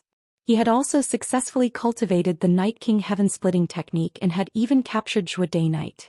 This person had originally possessed the greatest inheritance of the Night King bloodline, and he had also obtained the 6th mainland's arrow progenitor's inheritance. After snatching the general appointment platform, there was a 90% chance that he would become one of the 5 astral children and obtain the 5th mainland's progenitor's inheritance. If everything went smoothly, he might actually become invincible among his peers, and even the 6th mainland's Dao Source 3 skies might not be a match for him. Night King Jinwu was like a proud son of the heavens. The bright moon hung high in the sky, and he had been blessed by the heavens. However, the only thing that he had not accomplished was to kill Lu Yin. Lu Yin clenched his fists and his gaze turned cold. The number of the Daoist was 50 and 49 of them were used. Only the evasive one was used. Lu Yin was the evasive one, and he had been blessed by the heavens. However, there would always be a chance for others to survive. It would not be long before they met again with Night King Jinwu. Suddenly, Lu Yin remembered that he had forgotten to ask Hui Kong about something, but he had been interrupted by Hui Kong. He had wanted to ask about the primeval surnames, and with Hui Kong's age he might know, but he had actually forgotten. 7th bro, are we returning to the outerverse now? The monkey asked. Lu Yin grunted in acknowledgement. The monkey fell silent for a moment before asking, 7th bro, have you heard of the surname Hui? Lu Yin did not understand. No, have you? Within the 7 courts there's a family with the surname Hui, the monkey said. Lu Yin was stunned, but then he calmly said, no wonder they're so powerful. So they're from the 7 courts. There's one more thing that you might not know about, 7th bro. Perhaps you might have heard of it, but you didn't pay too much attention to it. The monkey paused for a moment before continuing. The technocracy was born from progenitor Hui. Lu Yin's eyes trembled as he felt like he had heard of this before. Do you remember when the Tong family and the Eyeless clan attacked the outerverse, and when Master Yuan used a progenitor item to resist Ancestor Eyeless? The monkey slowly asked. Lu Yin recalled that when Master Yuan had used progenitor Wuxiang's hide to resist the Tong family's ancestor and Ancestor Eyeless, Ancestor Eyeless had said, progenitor Hui, the creator of technology. The technocracy was born from progenitor Hui? Lu Yin was astonished.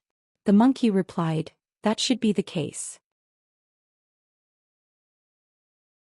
Otherwise, who could create such a huge astral domain out of thin air?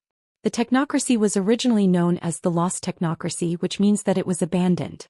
It's very likely that Progenitor Hui's inheritance is here. Progenitor Hui, could the seven courts Hui family be from the same bloodline? Lu Yin muttered. Hui Kong might not have stayed in the technocracy for a simple reason. He might be trying to find Progenitor Hui's inheritance. Lu Yin nodded. That might be the case. I hope that you can find it.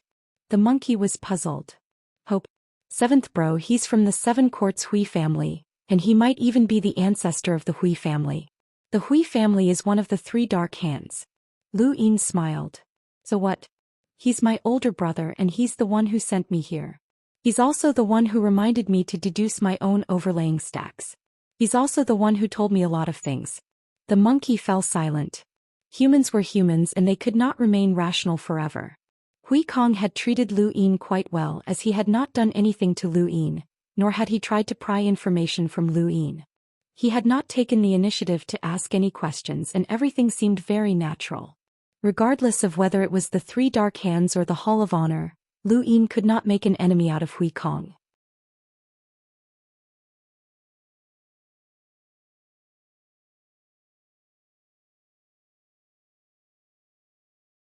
Lu Yin howled as his star energy and domain spread out. He then laughed maniacally. He had returned alive.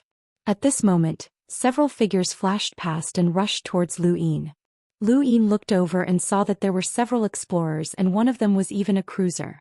Who's there? The cruiser shouted as he looked at Lu Yin warily. Lu Yin was surrounded and he smiled. You don't recognize me? The space-exploring powerhouses around him widened their eyes as they stared at Lu Yin. The cruiser was stunned and then he was shaken. Your Alliance Master Lu? Lu Yin's lips curled up. That's right. 7 months had passed since the Tong family had joined forces with the Eyeless clan to attack the Outerverse, and Lu Yin had been away from the Outerverse for 7 months. 7 months was not a long time and the Great Eastern Alliance had not changed much. Even though the Great Eastern Alliance had suffered significant losses during that war, the allied weaves in the Central Weaves had also suffered great losses. More importantly, Lu Yin's contributions had been so great that the Hall of Honor had publicly announced their support for the establishment of the Great Eastern Alliance and the Great Yu Empire. Everyone knew that the greatest contributor to that war had been Lu Yin. If not for him, no one would have known about that attack. The Tong family and the Eyeless clan's attack would have caught the Outerverse off guard, and no one would have been able to stop them. Even Master Yuan had barely been able to resist one of them, and there was no need to mention the others. It was only a matter of time before the Outerverse was destroyed. In reality, these were just Lu Yin's superficial contributions. He had even contributed more, which was providing progenitor Wuxiang's hide to Master Yuan. After the war had begun, he had also given Master Yuan the arrow that had been passed down to Master Yuan by the Hall of Taiyamo. This had given Master Yuan the ability to resist 2 powerhouses at the same level as him. These were still not his greatest contributions, as the Tong family's ancestors' heavy injuries were directly related to Lu Yin. However, these contributions were destined to remain unknown. Master Yuan was the greatest contributor to that war, as he had single-handedly blocked 2 cosmic imprinters. Only Lu Yin's contributions were second to Master Yuan's. Such great contributions had been given to a mere cruiser, which was a great honor. If the war had ended at that time, then Lu Yin would have been conferred a title by the Hall of Honor, which would have been the most brilliant period of his life. However, he had disappeared at that time, which meant that he had died. Death brought him even greater glory, and no one would mind giving all that glory to a dead person, not even Lu Yin's enemies. While everyone was guessing that Lu Yin was dead, Master Yuan was sincerely grateful to Lu Yin, and Wang Wen and the others were scheming behind the scenes. Lu Yin's glory had been endlessly amplified. He had become the commander of the Outerverse Allied forces and had resisted the Sixth Mainland's invasion. He had also been granted the privilege of commanding the entire Outerverse army during wartime by the Hall of Honor. This privilege had never been granted to anyone since ancient times, and the only reason he had been granted it was because he was dead. No matter how much authority a dead person had, it was useless and no one had objected. But now things had become awkward as Lu Yin was still alive. The spacecraft headed towards the southern weaves, and the cruiser on board would occasionally look at Lu Yin strangely. He could not hide the shock in his eyes as this person was actually still alive. Did that mean that during a border war he would be the commander of the Outerverse allied forces? This was too exaggerated, as he could command the entire Outerverse army during wartime. How much authority was that? Even the Hall of Honor had never granted anyone such authority before. The closest person to this level of authority was Elder Big Drum, who guarded the borders of the Endless Weaves, and Elder Novar, who guarded the borders of the Ironblood Weaves. Lu Yin's current authority during wartime was equal to the sum of both of them. Right, that was not all. His authority was still effective during wartime, and even if the astral wilderness invaded the human domain, he would immediately become the commander of the Outerverse allied forces. He would have the authority to command the army and allocate resources. This person stood at the pinnacle of authority in the history of the human domain's Outerverse. Lu Yin himself did not know that he had such authority, and he was now curious as to how Master Yuan and the others had managed to return to the Outerverse. He asked the cruiser, but that person did not know either. All he knew was that they had escaped with the rest of the army. Lu Yin contacted Wendy Yushan and she replied calmly, "I knew you weren't dead." "You have that much confidence in me?" Lu Yin teased. Wendy Yushan's lips curled up. She rarely smiled, but when she did, she looked very beautiful. "A scourge lives for 1,000 years. Lu Yin grinned. "How did you guys escape back then?" "There were many cultivators from the Innerverse who were captured, and they worked together to escape. Of course, they suffered quite a few losses, and it's said that Master Yuan was heavily injured. After escaping back to the Outerverse, he sealed off the Astral River and has been recuperating ever since." Lu Yin was glad that he had not allowed Starsabil to take those people away. Otherwise, even if Master Yuan had the ability to reach the heavens, he might not have been able to bring them back to the Outerverse. After ending the call with Wendy Yushan, Lu Yin contacted Wang Wen Wei Rong and the others to ask about the Great Eastern Alliance. He learned that everything was peaceful, and Wang Wen and Wei Rong were both very confident in him. Their previous arrangements were still going on, and Wang Wen also told Lu Yin about the authority he had obtained. Lu Yin was stunned. "The commander of the Outerverse allied forces?" Wang Wen smiled. "That's right. Congratulations, you've officially reached the pinnacle of authority in the history of the Outerverse. Aside from the Hall of Honor, which controls the human domain, you can be considered to have stepped into the pinnacle of the universe." Lu Yin had never dreamed that he would obtain such authority. "How did you do it?" Lu Yin asked. Wang Wen smiled. "It's very simple. You were the one who mobilized the Outerverse allied forces, and you performed very well during the war. The Hall of Honor has a good impression of you, especially Master Yuan."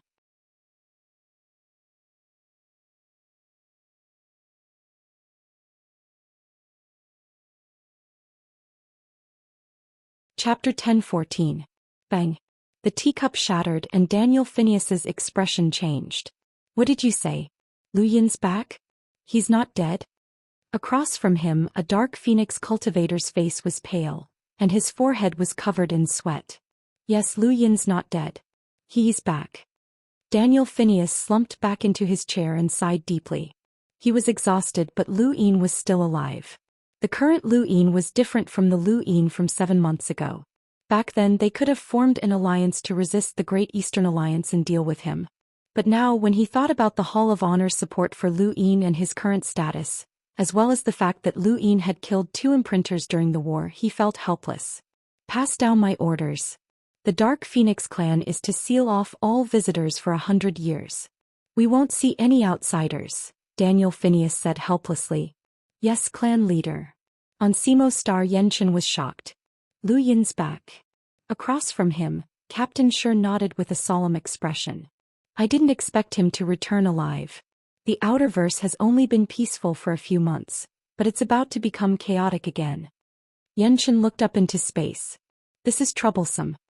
He's now the commander of the Outerverse allied forces, and with his fearless personality, who knows what kind of trouble he'll cause. Most importantly, the Hall of Honor's support for him is too great. Master Yuan personally ordered the Great Eastern Alliance to be protected, and no one is allowed to attack his friends and family. This shows how important this person is to Master Yuan," Captain Shi said. Yenshin sighed deeply. "Forget it. This has nothing to do with us.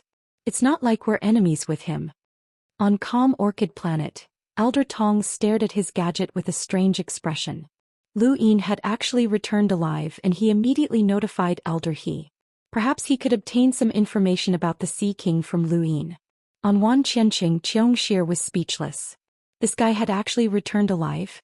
More importantly, the innerverse and outerverse had not been connected yet, so where had he come from? It was truly miraculous. However, since this guy had returned, the outerverse was about to undergo a huge change. The commander of the outerverse allied forces had great authority that was enough to be recorded in the annals of history. Shir, what's our stance? Xianxia could not help but ask. Lu Yin had disappeared for 7 months, and during that time the Hall of Honor, or rather Master Yuan, had shown the entire outerverse how protective he was of his own people. No one was allowed to make a move against Lu Yin's friends and family, and no one was allowed to make a move against the Great Eastern Alliance. This was blatant favoritism, but no one could say anything about it. Lu Yin's contributions were too great, and Master Yuan's fondness for him was too great. At one point, people even suspected that he was Master Yuan's illegitimate son. Now that this person had returned alive, it was impossible for his honor to be stripped away. In fact, it might even be increased. With the Hall of Honor's favoritism, the Great Eastern Alliance's strength, and Lu Yin's ability to eliminate two imprinter, who in the outerverse could stop him? Stand? What position? Xianxia was puzzled. Jasper Mountain Sea asked, "Are you going to treat him as an enemy or as a friend?" Xianxia helplessly said, "Father, isn't that obvious? With the Hall of Honor protecting him, who would dare to do anything to him? He was now the commander of the allied armies, and a single word from him could cause an entire territory to tilt its resources. Who would dare to disobey him? Right now he's the only one who can beat others up. Don't even think about beating him up. Making an enemy out of him is just looking for trouble." Then what if he really wants to unify the outerverse? Jasper Mountain Sea asked.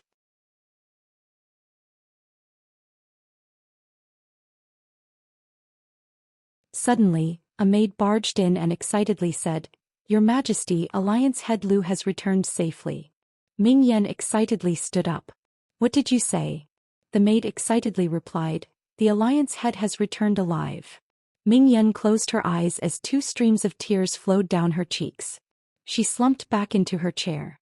"It's good that he's back, it's good that he's back." The pressure that had been building up over this period of time had finally been released. She fell into a deep sleep as she thought about this. Not long after Ming Yan fell asleep, her hair turned white. The white-haired Ming Yan opened her eyes. Although her gaze was cold, it hid her excitement. Consider yourself lucky. Since you dare to die, I'll bury you." She closed her eyes again and fell into a deep sleep. Very few people would be able to influence the entire outerverse upon their return, but Lu Yin had done so. His influence was simply too great. His name resounded in the ears of countless people in the outerverse and even in their dreams. The spacecraft stopped and Lu Yin walked out of outer space. He looked ahead, took a deep breath, and then vanished. "Junior Lu Yin greets Master Yuan." Lu Yin's voice echoed through the heavens. Up ahead, Master Yuan walked out with a rare look of excitement in his eyes. He had lived for so long that he was no longer affected by emotions, but Lu Yin's return still made him excited. "It's good that you're back." Lu Yin could feel Master Yuan's sincere concern and he bowed deeply. Junior Lu Yin asks for Master Yuan's help. Master Yuan was puzzled. "What's the matter?" Lu Yin recounted everything that had happened in the innerverse, focusing on Night King Zhenwu. He had not forgotten that Night King Zhenwu had tried to smear his reputation. With Night King Zhenwu's abilities, it would not have been difficult for him to do so. The only forces in the innerverse that could help him were Leon's Armada, Astral 10, and a few other powers. Their influence could not compare to the Day-Night clans. Furthermore, the Day-Night clan controlled the Day-Night flow zone, as well as the Blaze Realm and other powers that were his enemies. Lu Yin really could have been smeared. Most importantly, the 10 arbiters' positions in the Hall of Honor were not low.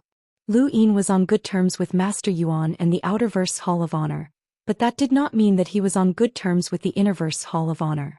If Night King Zhenwu used his influence to influence the Hall of Honor's decisions, then Lu Yin might be labeled as a traitor of the human domain.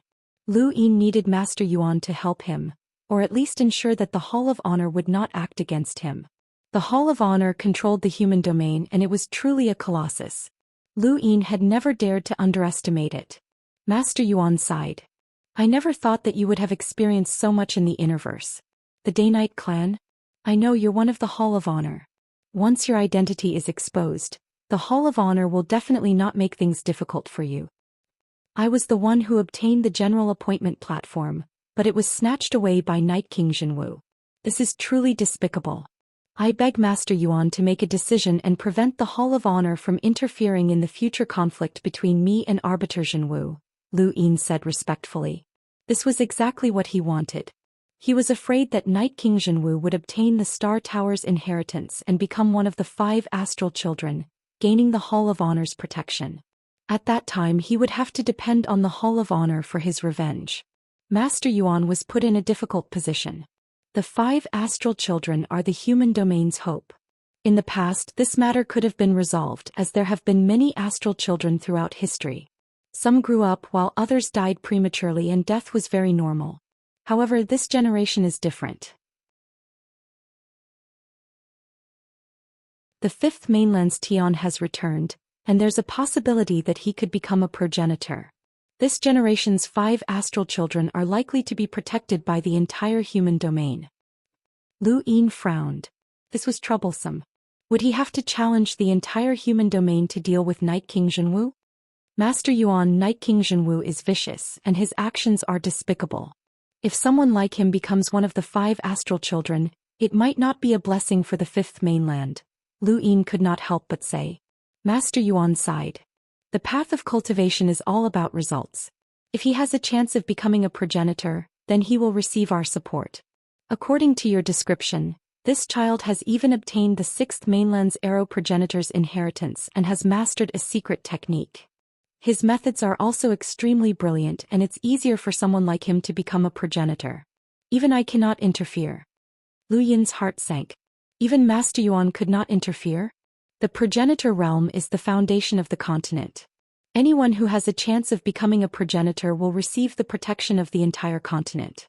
This is a truth that has not changed since ancient times and you should understand it, Master Yuan explained. Lu Yin took a deep breath. What if I'm more talented than him? Master Yuan smiled. Then it'll naturally be easier for you to receive protection. Lu Yin's eyes trembled as he was afraid that there would not be enough time. Once Night King Jinwu became one of the 5 astral children, not only would his own power skyrocket, but the Day-Night clan's influence would also implicate a large group of people, and even more people would join the circle of influence. At that time it would be very difficult to deal with Night King Jinwu. Master Yuan looked into the distance. The inner verse and outer verse might be connected soon. Lu Yin was shocked. The inner verse and outer verse are going to be connected?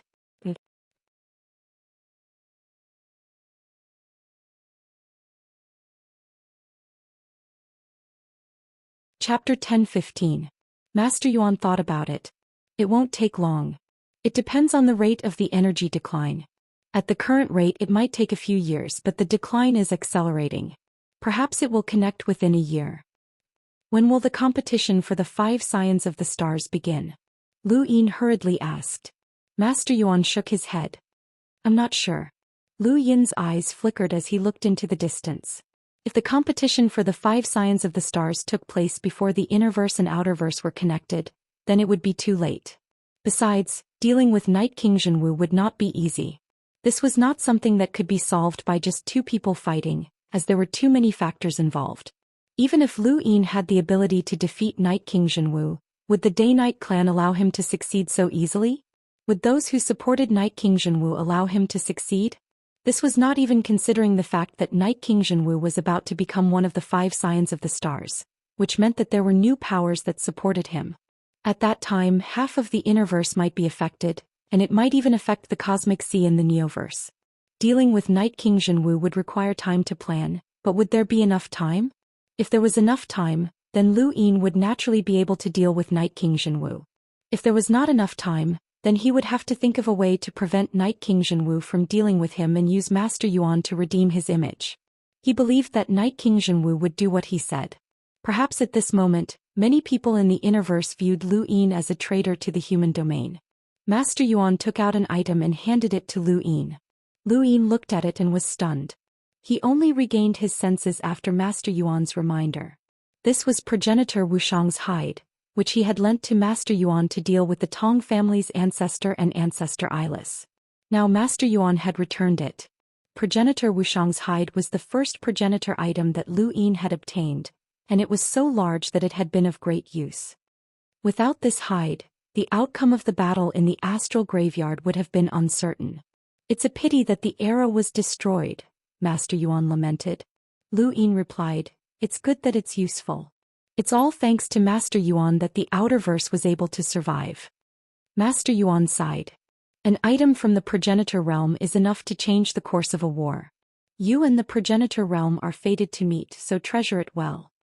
He paused for a moment before continuing. During the battle in the astral graveyard, your contributions were illustrious, and in addition to your own contributions to the Alliance, the Hall of Honor will not treat you unfairly.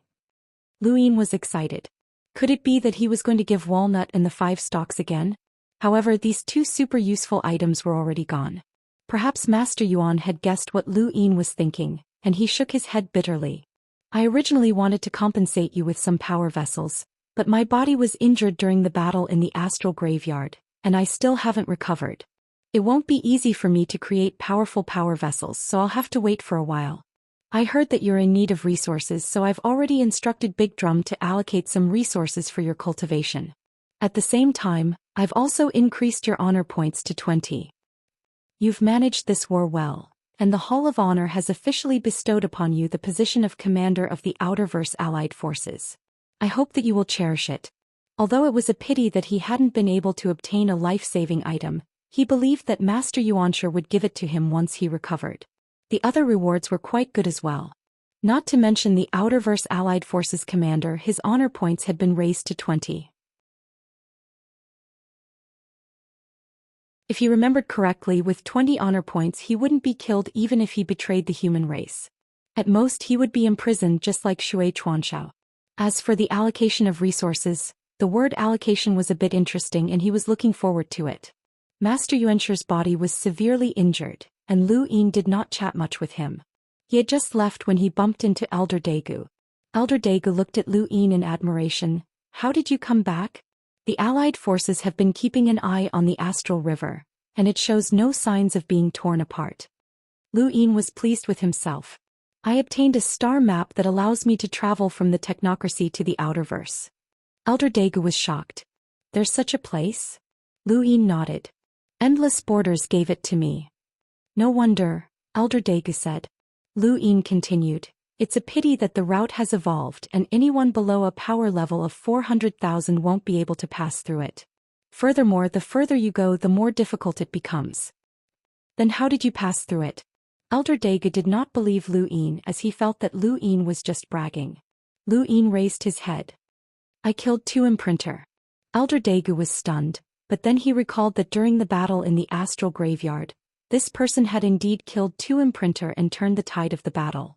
Elder Daegu looked at Lu Yin with an even stranger gaze. Throughout history, there had never been a cruiser who had been able to do what Lu Yin had done. Lu Yin admired Elder Daegu's gaze. It seemed that his current status had surpassed this person's. Ahem, Elder Daegu, how's the southern border defense line? Should I go and take a look? Lu Yin asked, feeling that he had a responsibility to do so. Elder Daegu was stunned, but then he remembered that this person was now the commander of the Outerverse Allied Forces. Although he only had special privileges during wartime, the border defense line was always at war, which was disgusting. If you want to go, then go, Elder Daegu said. Lu Yin smiled. I'm not going now. Right, Master Yuan said that he would give me some resources as a reward. How much are they? Elder Daegu's mouth twitched. How much do you want? Lu Yin's eyes gleamed. Elder Daegu felt a chill run down his spine. He knew that this person loved money as much as his own life, and that he was the type who would even do business on the battlefield. If possible, Elder Daegu would rather do business with this person and get what he paid for. However, during the battle in the astral graveyard, this person had selflessly contributed pills, and his contributions had been too great. Elder Daegu was deeply favored by Master Yuan, and he could not refuse this reward. However, he did not want to give too much either, so he could only let Lu Yin speak on his own and hope that it would not be too exaggerated. Lu Yin was excited. Elder, Do you think that this junior can take a look at the Hall of Honor's treasury?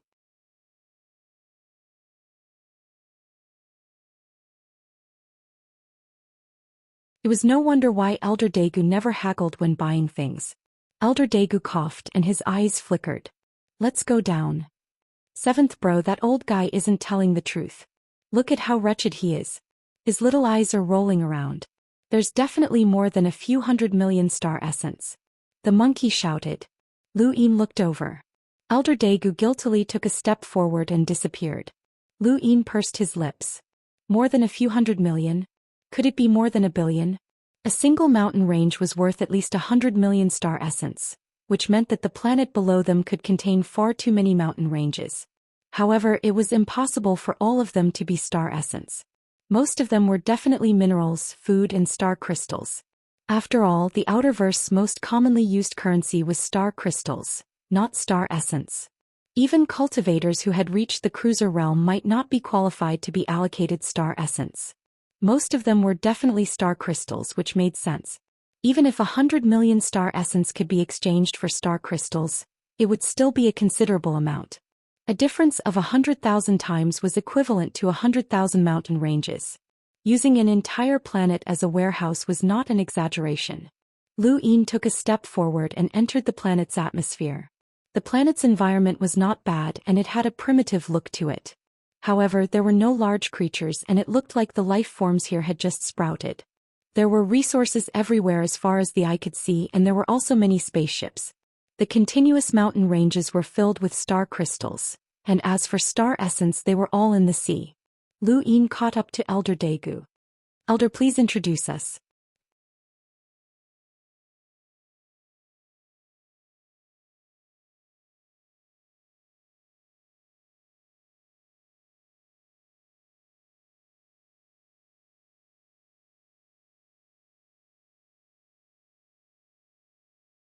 Lu Yin used a bit of strength and was surprised that he could not break it. Elder, I can use this thing as well. Elder Big Drum's expression changed and he dryly said, Alliance Leader Lu, please don't joke around. This thing is so big. Will it be inconvenient for you to use it? Lu Yin's lips curled up. It's convenient. Take a look. He then put the metal arm on his right arm and used his star energy as a fulcrum to connect it to.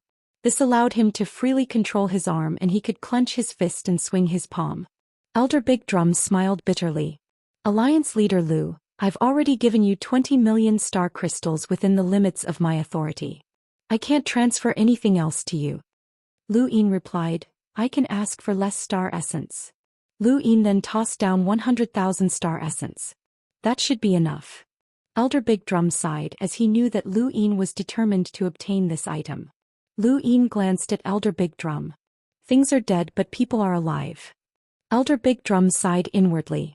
Alright, if Alliance Leader Lu likes it, then I'll make the decision to give it to you.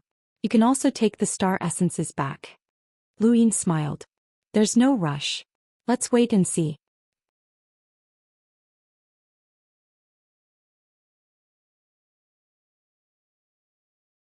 Chapter 10:17.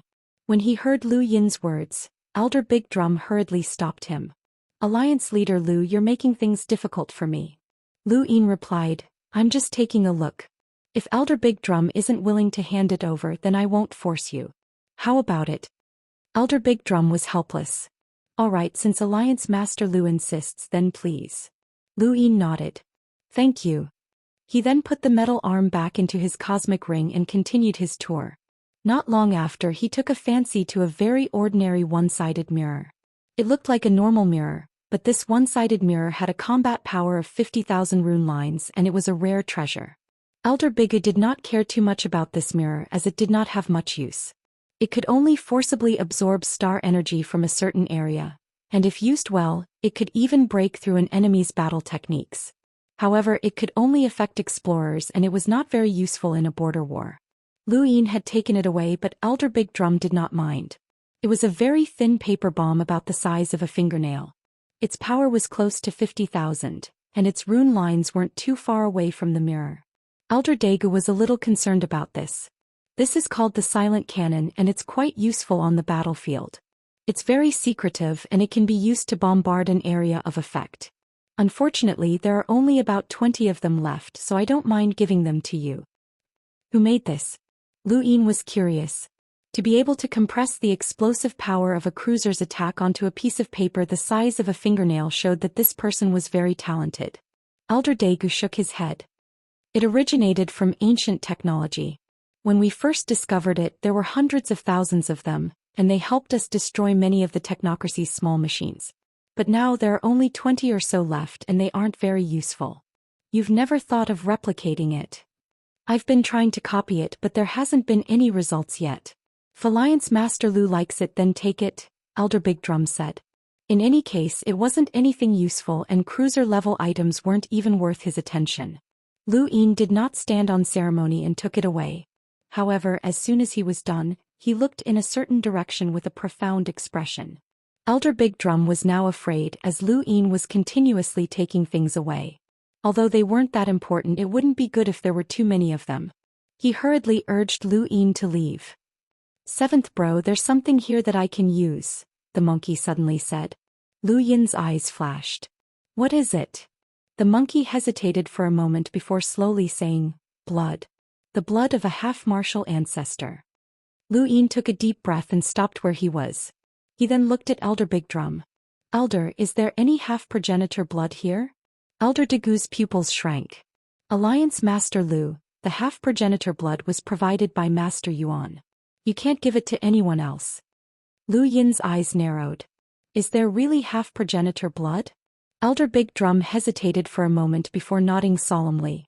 "That's right." Lu Yin muttered to himself. The monkey grew anxious. "Seventh bro, as long as you give me some half-progenitor blood, I'll be able to become a hunter, which will be of great help to you. We astral beasts don't rely on slowly absorbing star energy to increase our strength, but rather on our innate gifts. As long as my ghost monkey bloodline can absorb some half-progenitor blood, our strength will immediately soar." With the monkey's status as the Spiritual Academy's Academy Master, increasing his strength to the hunter realm would be enough to threaten the 10 arbiters, which would indeed be of great help. However, Lu Yin did not believe the monkey's words.